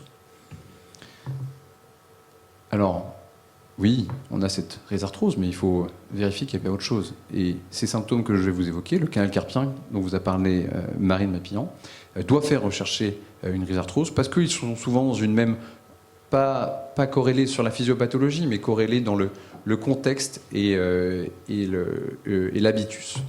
Le doigt Rosso doit être recherché également, et d'autres signes un peu plus fins, comme des tendinites, des tendons de la face antérieure du poignet, notamment du fléchisseur radial du carpe, doivent être recherchés.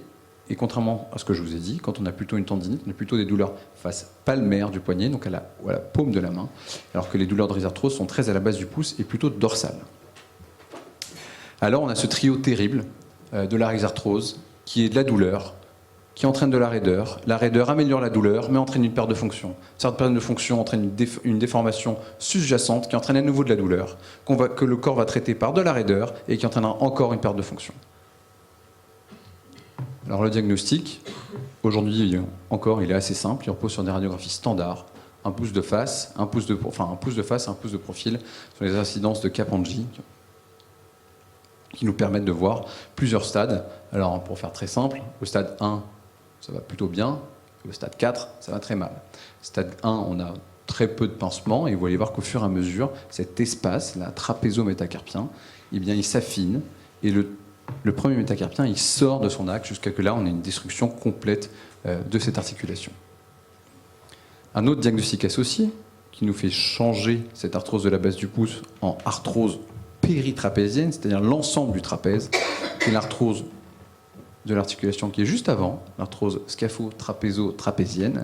Et vous voyez ici, on a un peu d'arthrose trapézo-métacarpienne, on a surtout un gros pincement scapho-trapézien qui nous signe cette arthrose STT ou arthrose péritrapézienne. Ça nous fera un petit peu changer le traitement, on va y venir.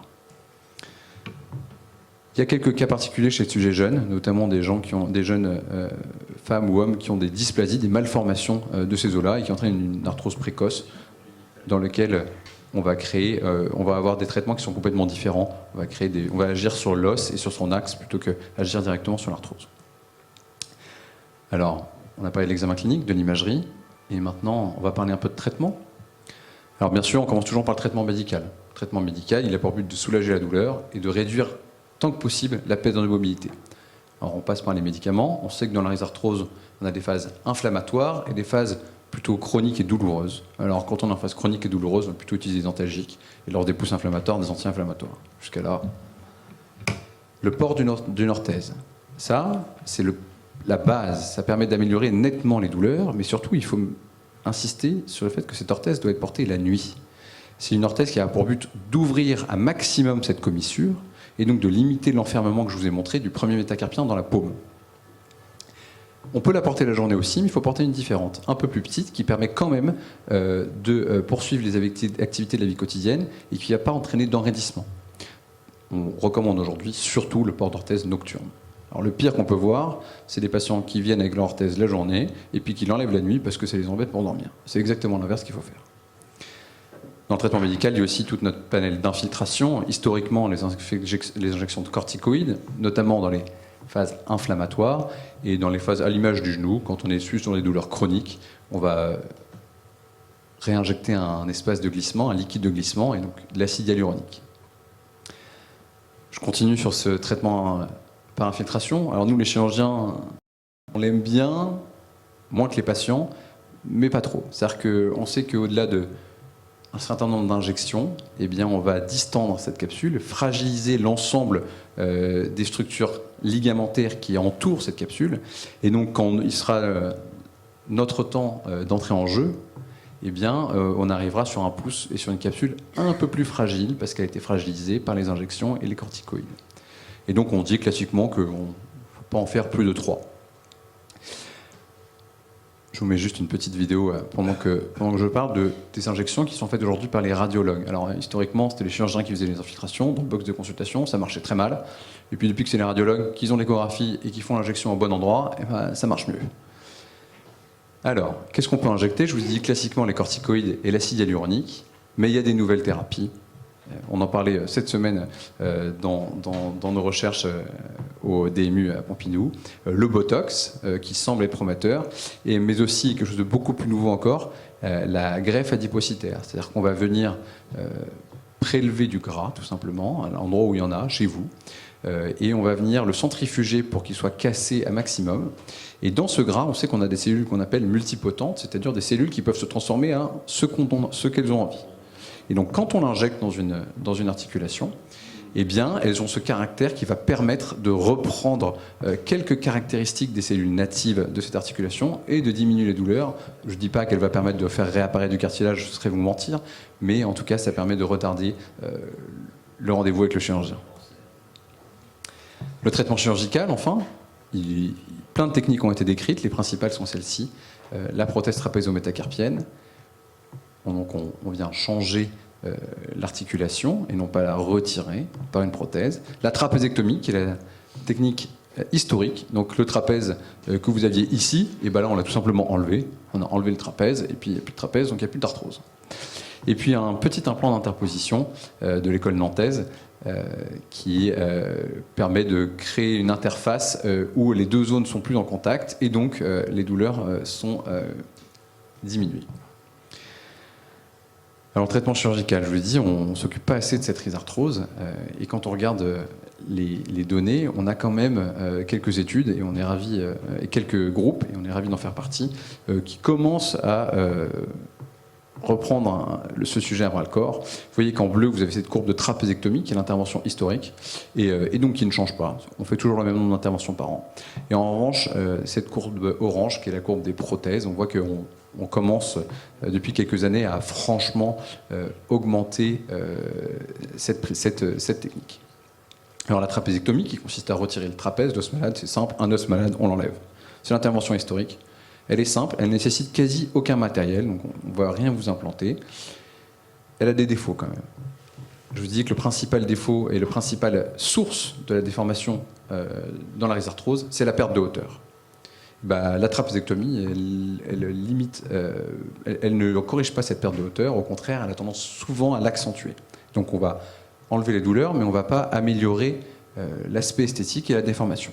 Les suites sont un peu plus longues, effectivement, il faut être plâtré 6 semaines, et il y a une porte de mobilité qui est modérée, mais qui est quand même présente.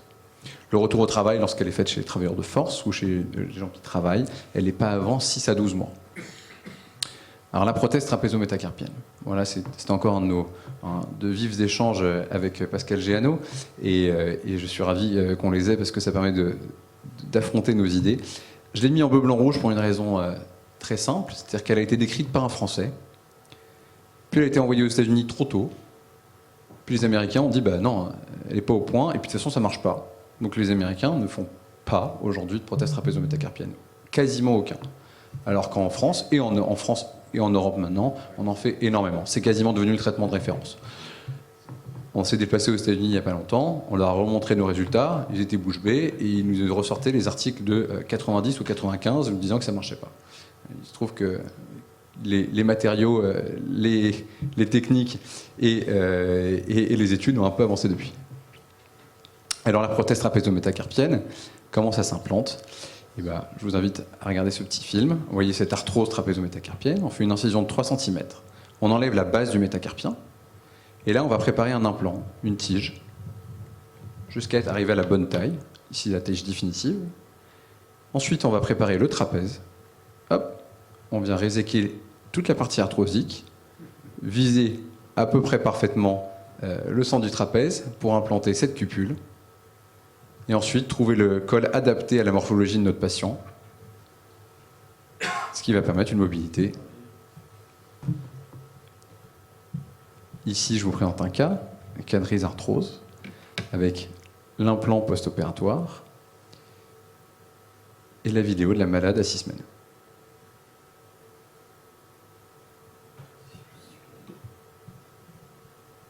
Je n'ai pas choisi la seule malade qui allait bien. On a plutôt ce genre de résultat. Alors voilà, comme je vous disais, il y a encore un petit tacle pour nos confrères américains. On publie quand même depuis des années sur le fait que ça marche bien. Et il faut se déplacer sur place et leur montrer nos résultats pour qu'ils y croient. Donc on a des résultats, on disait non, ça va être comme les prothèses d'épaule. Il ne faut pas l'implanter trop tôt parce que ça va se déceler. Eh bien, déjà, ça se décèle très peu. On a très peu de complications. Et surtout, si ça se décèle, eh bien, le traitement il est simple, c'est la trapézectomie.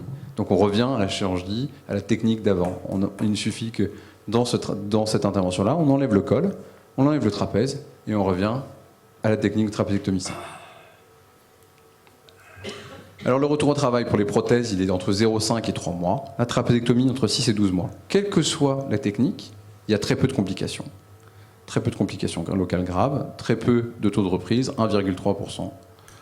Et surtout, quand on regarde la satisfaction des patients, quand on compare le traitement médical versus le traitement après intervention, quel qu'il soit, et bien les patients ils sont contents que dans 24% des cas, après leur injection de corticostéroïdes, alors que trapézectomie et prothèse, je vais les mettre ensemble, on est à 80%. Et encore une fois, on a des patients, et souvent, c'est ce qui nous arrive en consultation, et on discutait avec mes confrères, beaucoup de patients viennent nous voir pour des sujets tout autres, notamment du canal carpien, et nous disent, bon bah oui, aussi j'ai ce problème du pouce, mais bon ça je savais que vous pouvez rien faire. Mais en fait c'est l'inverse. Le pouce, on peut faire quelque chose, et bien assez tôt, et redonner des mobilités et des douleurs qui sont moindres. Et beaucoup de patients qu'on opère, c'est pas des patients qui sont venus nous voir parce qu'ils avaient mal au pouce, parce que pour eux, le pouce c'était l'arthrose familiale qu'on a tous. Ils sont venus nous voir parce qu'ils avaient autre chose, et on leur dit, mais on peut faire quelque chose pour votre pouce. En revanche, ils viennent nous voir pour le deuxième côté une fois qu'on en a fait un.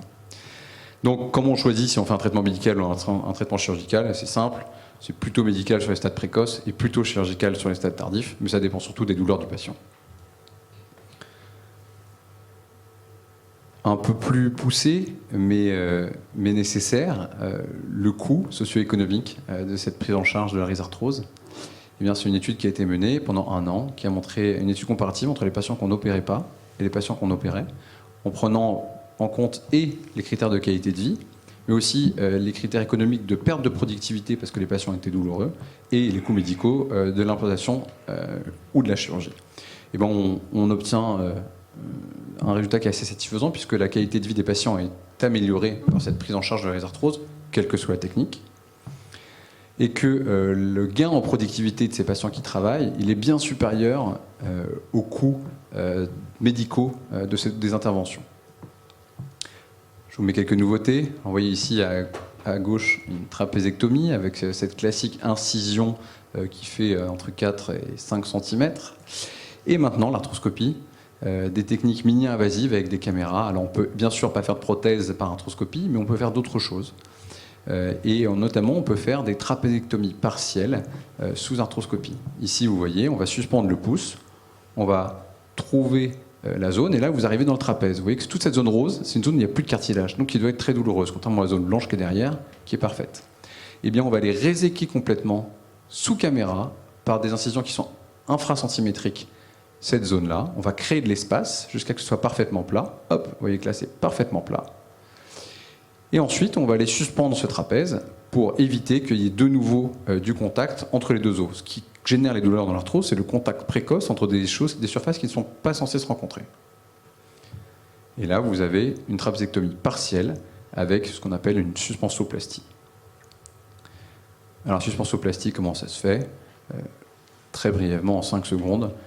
On enlève une partie du trapèze et on vient accrocher à l'aide d'un câble le premier métacarpien à son voisin, le second métacarpien, et ça empêche que ce métacarpien recule.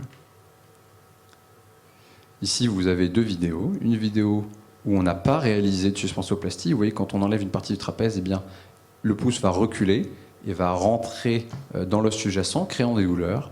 Et ici, on a réalisé cette suspensoplastie, et même si on pousse, eh bien, on n'arrive pas à les faire rentrer en contact. En conclusion de ce topo sur la rhizarthrose, je voulais dire que c'était une pathologie fréquente, 1,8 million de personnes en France, 20% des cas d'arthrose. Ce n'est pas une fatalité, il faut agir précocement. Je me permets, madame, que j'ai rencontré tout à l'heure avec son orthèse au niveau du pouce, qui m'a dit « Moi, je fuis des chirurgiens. » Et avec tout le respect et la différence que je vous dois, je pense qu'aujourd'hui, vous avez tort. Quand on a de l'arthrose de la base du pouce, il faut se faire traiter. Parce que l'absence de traitement entraîne de la raideur, de la douleur, des attelles que vous allez porter tous les jours parce qu'elles vous font mal, et entraîne finalement une perte de fonction. Alors qu'avec l'avancée des techniques aujourd'hui, on a un traitement simple, peu efficace, qui permet de retrouver des mobilités quasi complètes du pouce et une efficience de la main dans tous les actes de la vie quotidienne, ne serait-ce comme vous l'avez vu, et je vous l'ai mis en filigrane de cette présentation, ouvrir une bouteille d'eau, ce qui est assez compliqué quand on a une rhizarthrose. Et on demande souvent à la voisine, au petit-fils, tu peux me préouvrir les bouteilles d'eau parce que je sais que je n'arriverai pas à les ouvrir ce soir. Et avec une prise en charge optimale, vous pourrez ouvrir vos bouteilles d'eau. Merci beaucoup de votre attention. Merci mille fois Jean-Gabriel Delvac pour cette très intéressante et super présentation sur une maladie où on a tous appris que finalement on parle beaucoup de la prothèse de hanche qui a un tel succès qui est l'ancêtre de la prothèse articulaire. Et est-ce qu'il y a des questions sur le... Non, ça a tellement stupéfait les gens. Moi je voulais juste te dire, d'après ce que j'ai compris, il n'y a pas de limite d'âge. Non. Il n'y a pas de limite d'âge. La limite, ça va être l'utilisation qu'on a de la main. C'est-à-dire que le travailleur vraiment de force, je suis maçon et j'ai 50 ans, effectivement, on va plus lui réserver une trapézectomie ou une arthrodèse même, parce qu'on veut qu'il ait une main qui soit très forte. Mais à partir du moment où on a un travail manuel sans prise de force majeure, on peut aller directement à cette arthroplastie. Des questions dans la salle, des gens. C'est la dame qui est là, qui est convaincue maintenant de son intervention. Vous êtes convaincue? Est-ce que vous allez vous faire opérer, chère madame? Eh bien justement, l'avantage de l'ignorance, c'est que... Mettez-vous un peu plus près du micro. L'avantage de l'ignorance, c'est qu'on ne connaît pas toutes ces maladies. Alors après avoir écouté les brillants conférenciers, je me demande si on ne va pas me couper le cou. Parce que j'ai une tendinite de Kervin des plus classiques qui, depuis 5 mois, régresse tout doucement.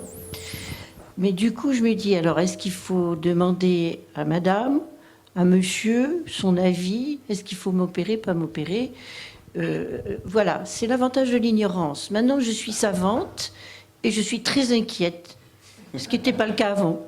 Alors, je vais vous dire, Madame Schwartz, bon, là, on va quitter la main et parler de la philosophie chirurgicale. Je crois qu'une des grandes satisfactions des chirurgiens, dont je sais que M. Marge, je le vois plus, fait partie, je faisais partie, une des grandes satisfactions, c'est souvent de dire à nos malades, il est inutile de vous opérer. Bon, non, mais ça, c'est souvent... Je crois qu'on est clair qu'on est à une époque où on est, vu les techniques, vu la micro-invasion, il a cité la cataracte. Je crois qu'il faut être raisonnable et qu'il faut passer... Moi, je m'occupais de choses totalement différentes. Il y a eu un problème sur les incontinences d'urine, sur des choses comme ça. Je crois qu'il faut aller voir un chirurgien qui n'a pas besoin d'opérer pour vivre, mais qui a suffisamment de travail, et donc il faut aller voir des gens qui ont beaucoup de travail. Quand ils ont beaucoup de travail, ils vous opéreront que quand c'est indispensable. Ça, je crois que c'est une chose très importante. Mais là, de ce que je viens de voir, la rhizarthrose du pouce est une maladie invalidante qui est vraiment très pénible, et y compris pour faire certains sports qui demandent un peu de précision. Et je trouve que souffrir toute la journée... Alors maintenant, je ne sais pas quelle serait la priorité dans votre cas. Si on a la hanche, le genou, les 2 genoux et les 2 hanches et les pouces, je ne sais pas ce qu'il faut choisir, mais c'est clair que c'est une discussion avec des gens éclairés qui ne poussent pas la consommation, mais qui servent à vous rendre service. Je vous remercie en tous les cas. Régis. Non, mais tu ne peux pas comparer, si tu veux, l'articulation trapézo-métacarpienne avec la hanche. Parce que tu appuies à chaque pas, tu appuies. Donc tu souffres chaque fois que tu appuies. Tandis que la trapézo-métacarpienne, c'est une très gentille fille. elle accepte, tout le monde, à un certain âge, a une articulation un petit peu défaillante et a une petite arthrose de la trapézo-métacarpienne. Mais on n'appuie pas dessus. Et d'autre part, tout le monde évolue vers une rhizarthrose, mais elles ne sont pas forcément douloureuses. D'un côté, elle peut être douloureuse, et de l'autre, elle ne peut pas l'être. Je crois qu'il faut faire ce que les gens demandent. Par exemple, il y a beaucoup de femmes qui ont une rhizarthrose et qui jouent le piano. Il n'y a qu'une chose qui les obsède, c'est l'octave. Récupérer un octave. Or, il est très difficile d'avoir un octave normal avec une rhizarthrose avancée. Donc, elles viennent demander une articulation qui leur permette de jouer du piano. Peut-être pas être Sokolov, si tu veux, mais enfin, d'être un pianiste un petit peu honorable. Et à ce moment-là, il faut faire ce qu'il faut faire. Cela dit, en matière d'articulation trapézo-métacarpienne, on a fait beaucoup d'erreurs. Kapanji, qui est une espèce de génie de la chirurgie de la main, avait considéré que l'articulation trapézo-métacarpienne était un cardan, travaillait comme un cardan. Il avait imaginé une prothèse en scie-élastique et remplaçait l'articulation trapézo-métacarpienne par une prothèse cardan. Ils se sont tous abîmés. Parce que, avec le temps, toutes ces prothèses s'altèrent. Et toutes les prothèses trapézo-métacarpiennes qu'on a mis, à mon avis, un petit peu trop, se sont altérées avec le temps. C'est-à-dire que les premières radios sont très satisfaisantes, et puis petit à petit, au bout d'1 an, 2 ans, 3 ans, la prothèse s'enfonce légèrement, elle finit par se déceler lorsqu'elle était scellée, il faut la reprendre, enfin bon, je crois qu'il y a eu beaucoup d'abus chirurgicaux avec ces articulations. Hein. Mais enfin, cela dit, il y a un dernier point, c'est que l'articulation, lorsqu'elle est devenue raide, elle est guérie.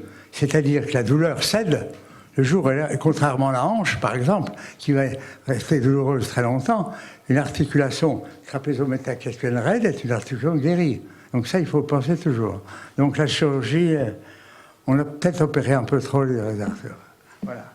Merci beaucoup, c'était absolument passionnant. En tous les cas, c'est un sujet de réflexion, mais ce n'est pas parce qu'on a des techniques de plus en plus modernes qu'il faut en abuser. Mais je sais que vous en userez sans en abuser. Et encore merci de cette présentation. Et ben, j'ai un honneur de présenter mon voisin de droite pour le dernier exposé sur une maladie extrêmement fréquente également, qui est la maladie de Dupuytren. Et où là encore, on va le voir comme on l'a vu pour le syndrome du canal carpien, il y a une évolution des techniques très importante et on voit peut-être plus les mains qu'on voyait chez Régis complètement rétractées comme on a connu il y a des années. Alors on vous écoute, Monsieur Janot, et encore merci d'être venu nous animer cette séance. Merci. Donc pour conclure ces 4 présentations, nous allons parler de la maladie du Dupuytren et des avancées relativement récentes dans la prise en charge de cette maladie. Alors, je vais refaire un petit historique, comme je le fais aussi en consultation quand je vois les patients. Et j'ai pour habitude de leur demander qui était Dupuytren. Mais avant de vous dire qui était Dupuytren, il faut savoir que ce n'est pas Dupuytren qui a lui-même décrit la maladie. Il s'est emparé de ce qu'avaient fait ses prédécesseurs. Et la première description, on la retrouve avec Félix Plater en 1614. Et c'est surtout Ashley Cooper, en 1822, qui a donné les bases de la prise en charge du Dupuytren. Et c'est probablement lui qui a proposé l'aponevrotomie que Dupuytren va rapporter. Donc il va faire une première présentation, une première publication sur les conseils de l'un de ses élèves. Voilà. Donc retenez Dupuytren, c'est 1832, chirurgien de Charles X et de Louis-Philippe, qui fera sa première présentation à l'Académie. Alors, qu'est-ce que c'est que la maladie du Dupuytren ?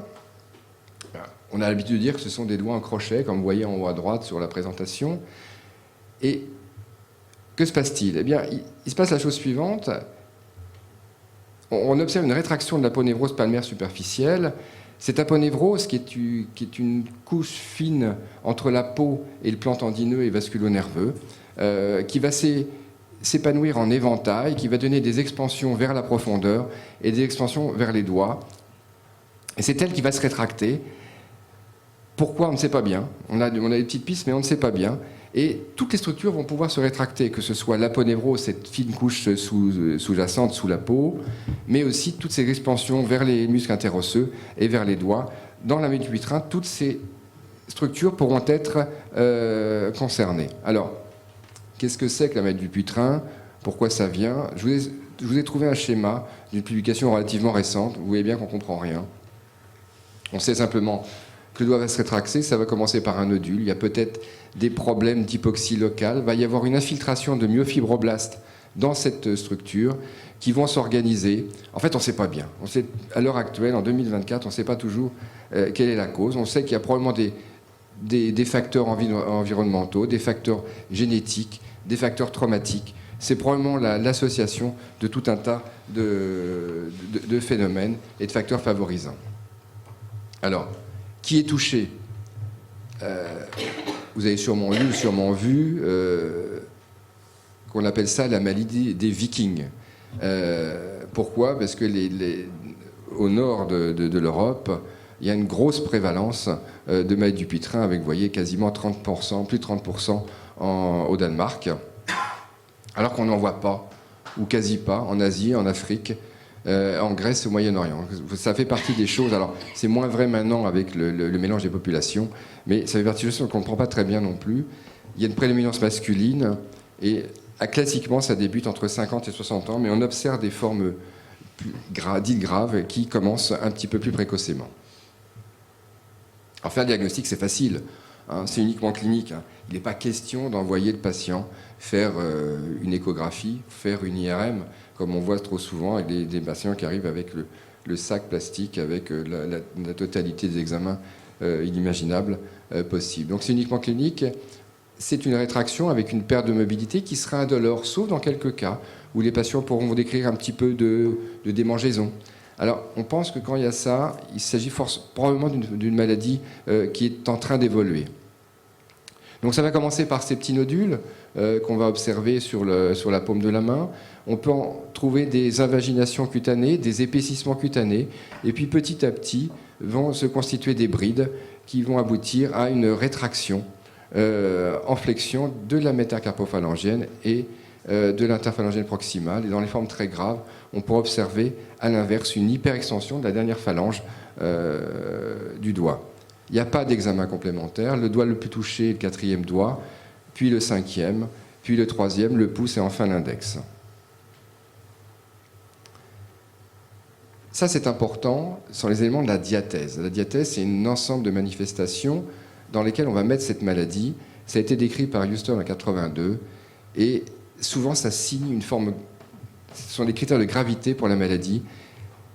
Et vous voyez sur la dernière ligne en rouge que quand les patients ont des éléments de la diathèse, il y a quasi 78% de récidive après chirurgie, alors que dans les formes isolées pures, on observe que 17% de récidive à 5 ans.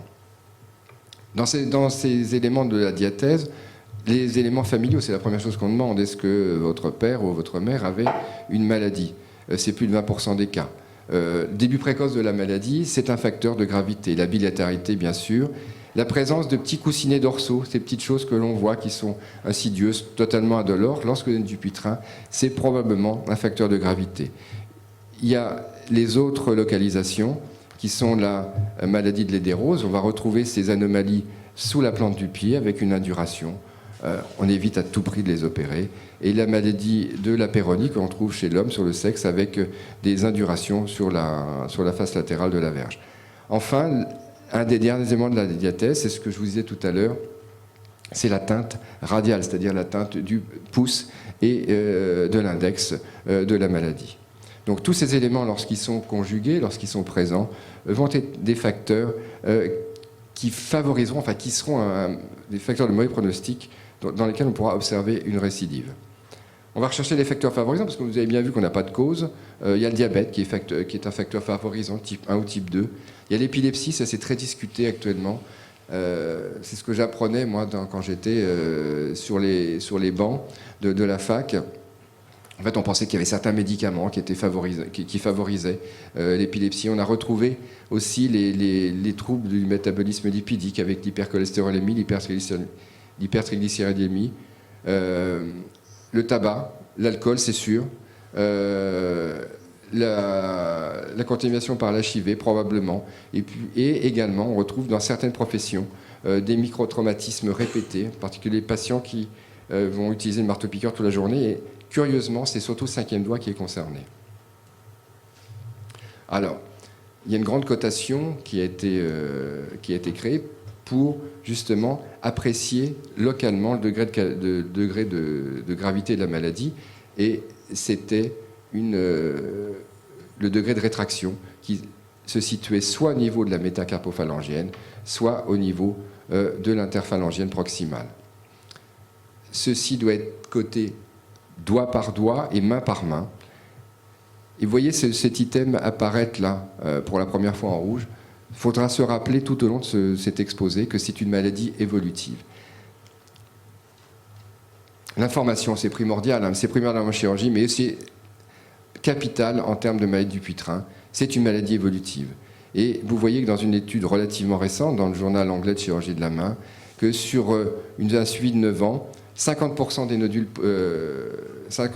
palmaires se transforment en cordes, et ça se bilatéralise dans 30% des cas, et on retrouve des autoligations dans 13% des cas. Ça veut dire quoi? Ça veut dire qu'il faudra envisager une prise en charge globale et individualisée tout au long de la vie du patient, et si possible, essayer de prévenir et d'anticiper l'évolution. Tout ça pour arriver au traitement. Alors, que peut-on faire? On peut s'abstenir, hein, c'est parfois le meilleur traitement. Y a-t-il une place pour le traitement médical? On va y revenir. Et quel traitement chirurgical peut-on proposer? Et je vous le répète, c'est une maladie évolutive, donc il faudra s'adapter à cette évolutivité. Donc pas se précipiter sur une première consultation pour prendre en charge un patient de façon chirurgicale. Et il n'y a pas de prise en charge standardisée, c'est une chirurgie à la carte. Alors, y a-t-il une prise en charge y a-t-il une place pour le traitement médical? À titre personnel, je pense que non.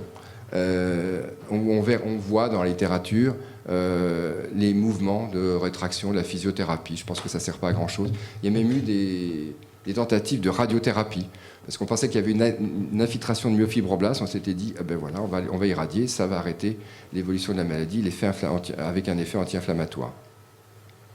Il y a tous les traitements pharmacologiques avec la vitamine E, je pense que ça ne sert à rien. La colchicine, je pense que ça ne sert à rien.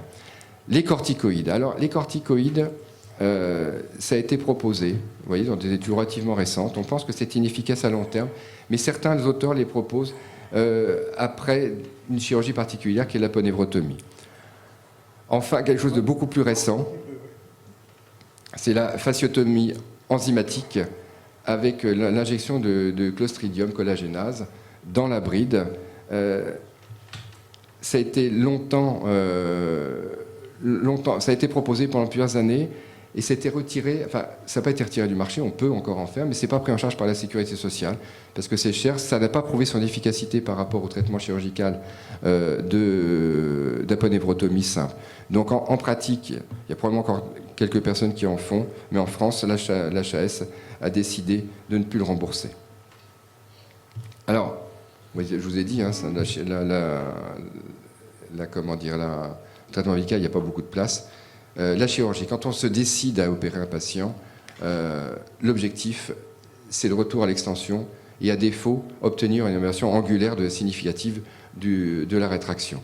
Mais il faut conserver la flexion active du doigt. Il n'est pas question de remettre un doigt droit, en particulier un 5e doigt, où le patient va perdre de sa force. Donc, tout ça va être une indication, enfin, un équilibre entre les bénéfices et les risques dont la balance doit rester positive. Différents types de traitements chirurgicaux. On va surtout parler de deux premiers, l'aponévrotomie et l'aponévrectomie. L'aponévrotomie, c'est la section des brides. Alors, je vous l'ai dit, hein, la première fois que ça a été décrit, c'est en 1823 par Cooper, hein, ramené directement de l'autre côté de la Manche par Dupuytren.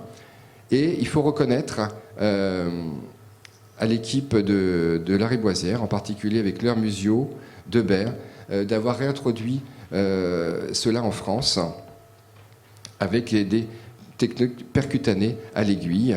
Alors, vous savez que les chirurgiens, quand on s'empare de leur précaré, n'aiment pas beaucoup, donc on s'y est mis aussi. Hein. On s'y est mis en disant qu'on faisait ça dans des conditions plus safe. Comment on fait? Ça se fait à l'aiguille, sous anesthésie locale. On endort la zone de la bride. Alors il y a différentes techniques, hein. Il y a des techniques où on coupe la bride de façon latérale et on appuie, puis il y a des techniques dites de la machine à coudre où on affaiblit la bride sur toute sa longueur, et à un moment ça fait crac et on obtient l'extension du doigt. Et certaines équipes, en particulier l'équipe de Guirimbaud à Angers, proposent une action de corticoïde pour son effet anti-inflammatoire associé. C'est une chirurgie gagnante, hein. Ça marche, les patients sont contents.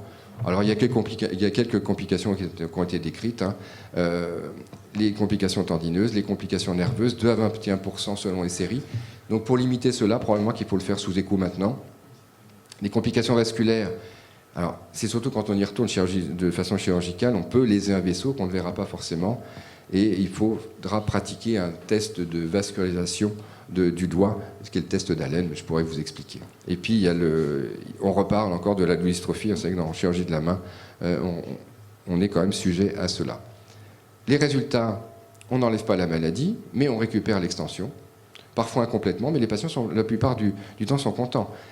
Les récidives, c'est fréquent, on n'enlève pas la maladie. Comme je vous l'ai dit, ça évolue, et à 5 ans, il y a plus de 50% de récidives, et on pourra réitérer cette technique si besoin, et faite encore une fois par des praticiens entraînés, qu'ils soient rhumato ou chirurgiens, mais par des gens qui ont l'habitude. Ce n'est pas simplement me couper quelque chose, il y a des structures nobles à côté. Ça permet quoi, la poneurotomie? Ça permet de gagner du temps. L'incapacité après une aponeurotomie, quand vous avez remis le doigt en extension, c'est moins de 10 jours, hein, ça cicatrise tout de suite, le patient a le doigt quasiment à plat, il est content. Les bonnes indications, c'est la bride palmaire isolée à mon avis, avec une atteinte essentielle sur la métacarpopharyngène, c'est-à-dire sur le début du doigt. Les brides palmo-digitales du sujet âgé pour éviter une chirurgie trop lourde. Les patients à diathèse faible,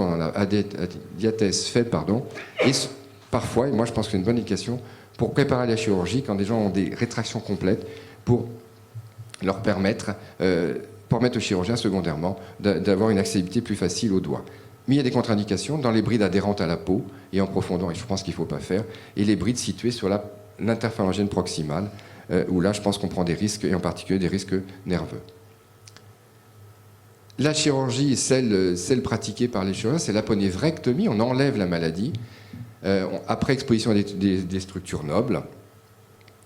Et vous verrez, il y a différentes choses dont je vais vous parler brièvement sur le type d'incision, la fermeture et la place des greffes et des lambeaux.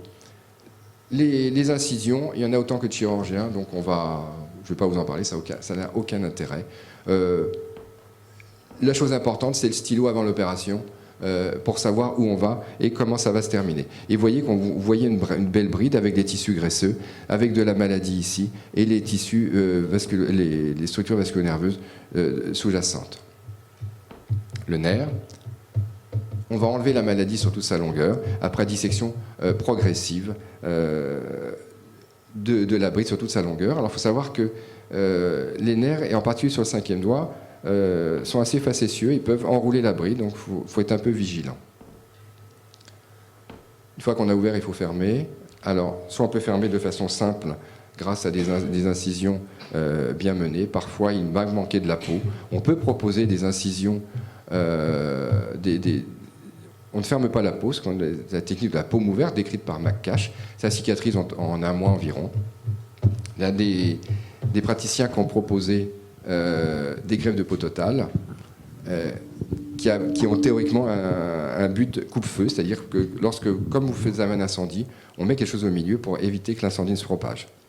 La rééducation, elle est immédiate, hein. La première chose à récupérer, c'est l'enroulement. Comme vous voyez, dès les premiers jours après l'intervention, il faut favoriser l'enroulement des doigts et l'extension est regagnée secondairement. Rééducation précoce, auto-rééducation précoce. Et dans les formes graves, j'ai l'habitude de proposer une rééducation avec le port de petites orthèses, quelles qu'elles soient, le Kapner ici, une orthèse un peu plus complexe, si besoin. Les complications, il y en a, des complications cutanées avec des hématomes. Alors, on a l'habitude de lâcher le garrot quand on fait une maille du pitrin. Les complications vasculaires, il faut prévenir le patient en amont. Il faut surtout tester le doigt, savoir si, oui ou non, sa vasculation est correcte, surtout lorsqu'il y a une chirurgie ou une aponeurotomie à l'aiguille initialement. Les complications nerveuses, alors, on pense que ça fait partie directement de la maladie. Souvent, elles sont transitoires, mais ça peut durer. Là aussi, le patient devra être informé. Et je reviens sur la complication, c'est la récidive. Environ 50% à 10-20 ans, selon le contexte, selon la présence d'une diathèse forte ou non. Et là, dans la récidive, il y a un risque vasculo-nerveux qui est plus important.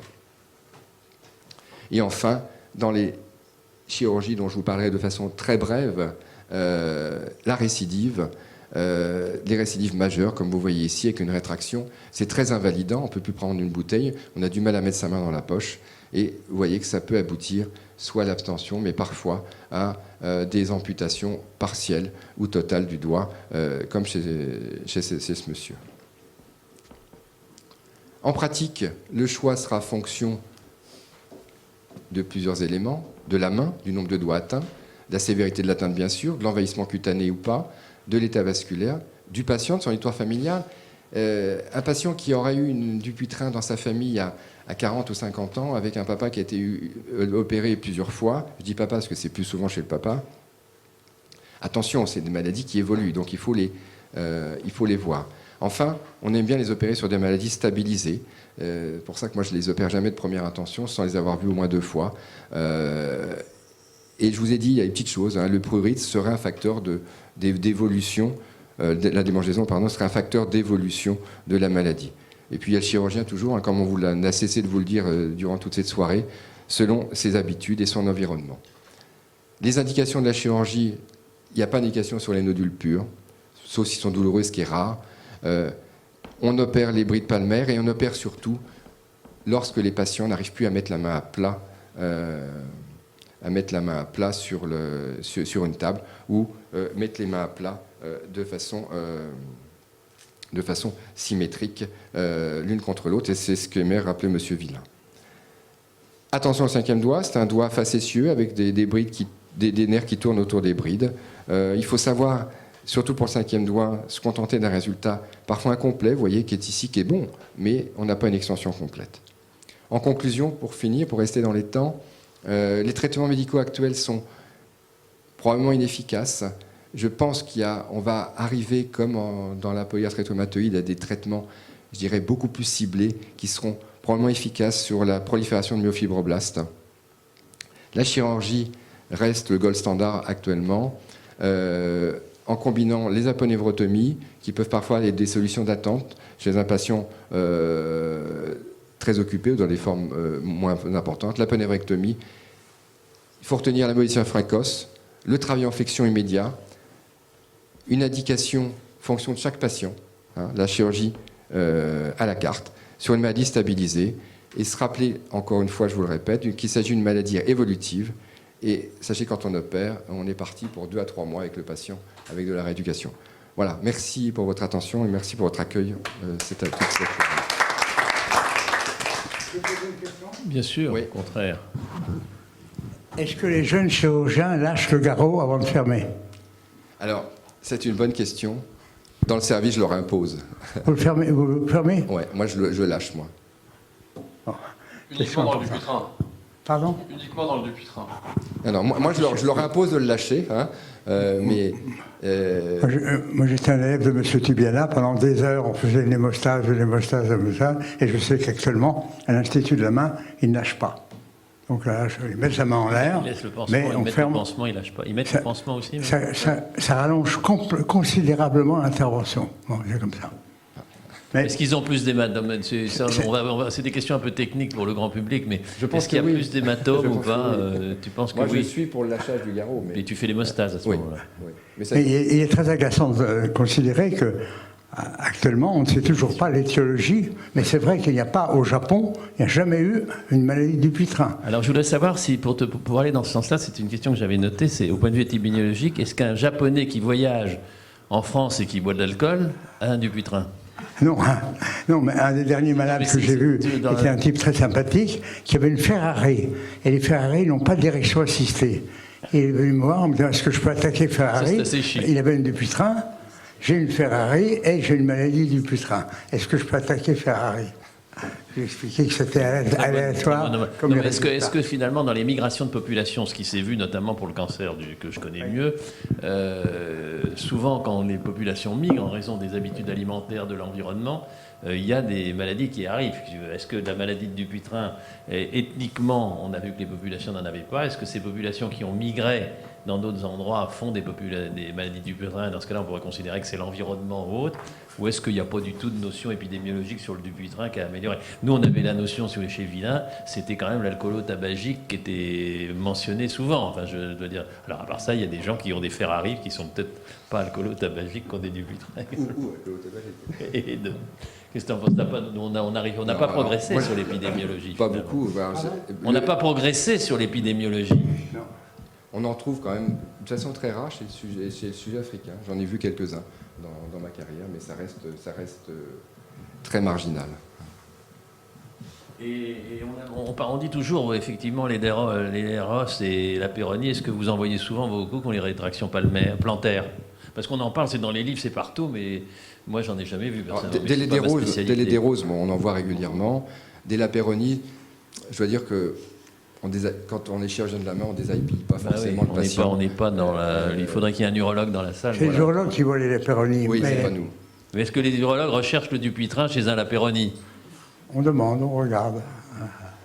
Parce que c'est... Non, mais ça veut dire... Ça veut dire... Non, mais ce qui est intéressant, si tu veux, c'est peut-être des notions de génomique qu'on ne connaît pas et qu'on pourrait faire avancer. Mais bon, voilà. Est-ce que vous avez donné les aponévroses à faire regarder avec une analyse de la génomique de l'aponévrose? Non, il n'y a pas du tout de collagène. Là, moi, j'aime bien le collagène. Il n'y a rien de... Si, il y en a de modification du collagène. Voilà. Parce que c'est une maladie du collagène qui est à l'inverse du maladie du collagène que j'ai connue dans les troubles de la statique pelvienne chez la femme. Oui, exactement. Là, ça se rétracte, alors que dans l'autre, ça s'affaisse. Voilà. Bien, écoutez, merci beaucoup. Je vais terminer ce mardi de la chirurgie en remerciant encore toute l'équipe qui travaille avec Pascal Géano. Vous dire qu'il y aura un prochain mardi qui sera le 3 décembre et qui va parler d'un sujet un peu différent. Je ne vais pas vous le dévoiler, mais c'est le problème de la chirurgie plastique et esthétique chez les jeunes, qui pose un vrai problème de société. On ne parlera pas spécialement des piercings, des tatouages et autres, mais on parlera de la chirurgie plastique à outrance. On n'est pas encore atteint la situation du Brésil, mais peut-être que ça viendra, et c'est une vraie réflexion, parce qu'il faut voir un peu quelles sont les conséquences peut-être à long terme. Je voudrais rappeler aussi quelque chose qui me tient à cœur, parce que je vois qu'il y a beaucoup de monde qui est là, et j'en parle pas souvent, c'est que la Fondation ne peut vivre que, puisque c'est une fondation, par des dons.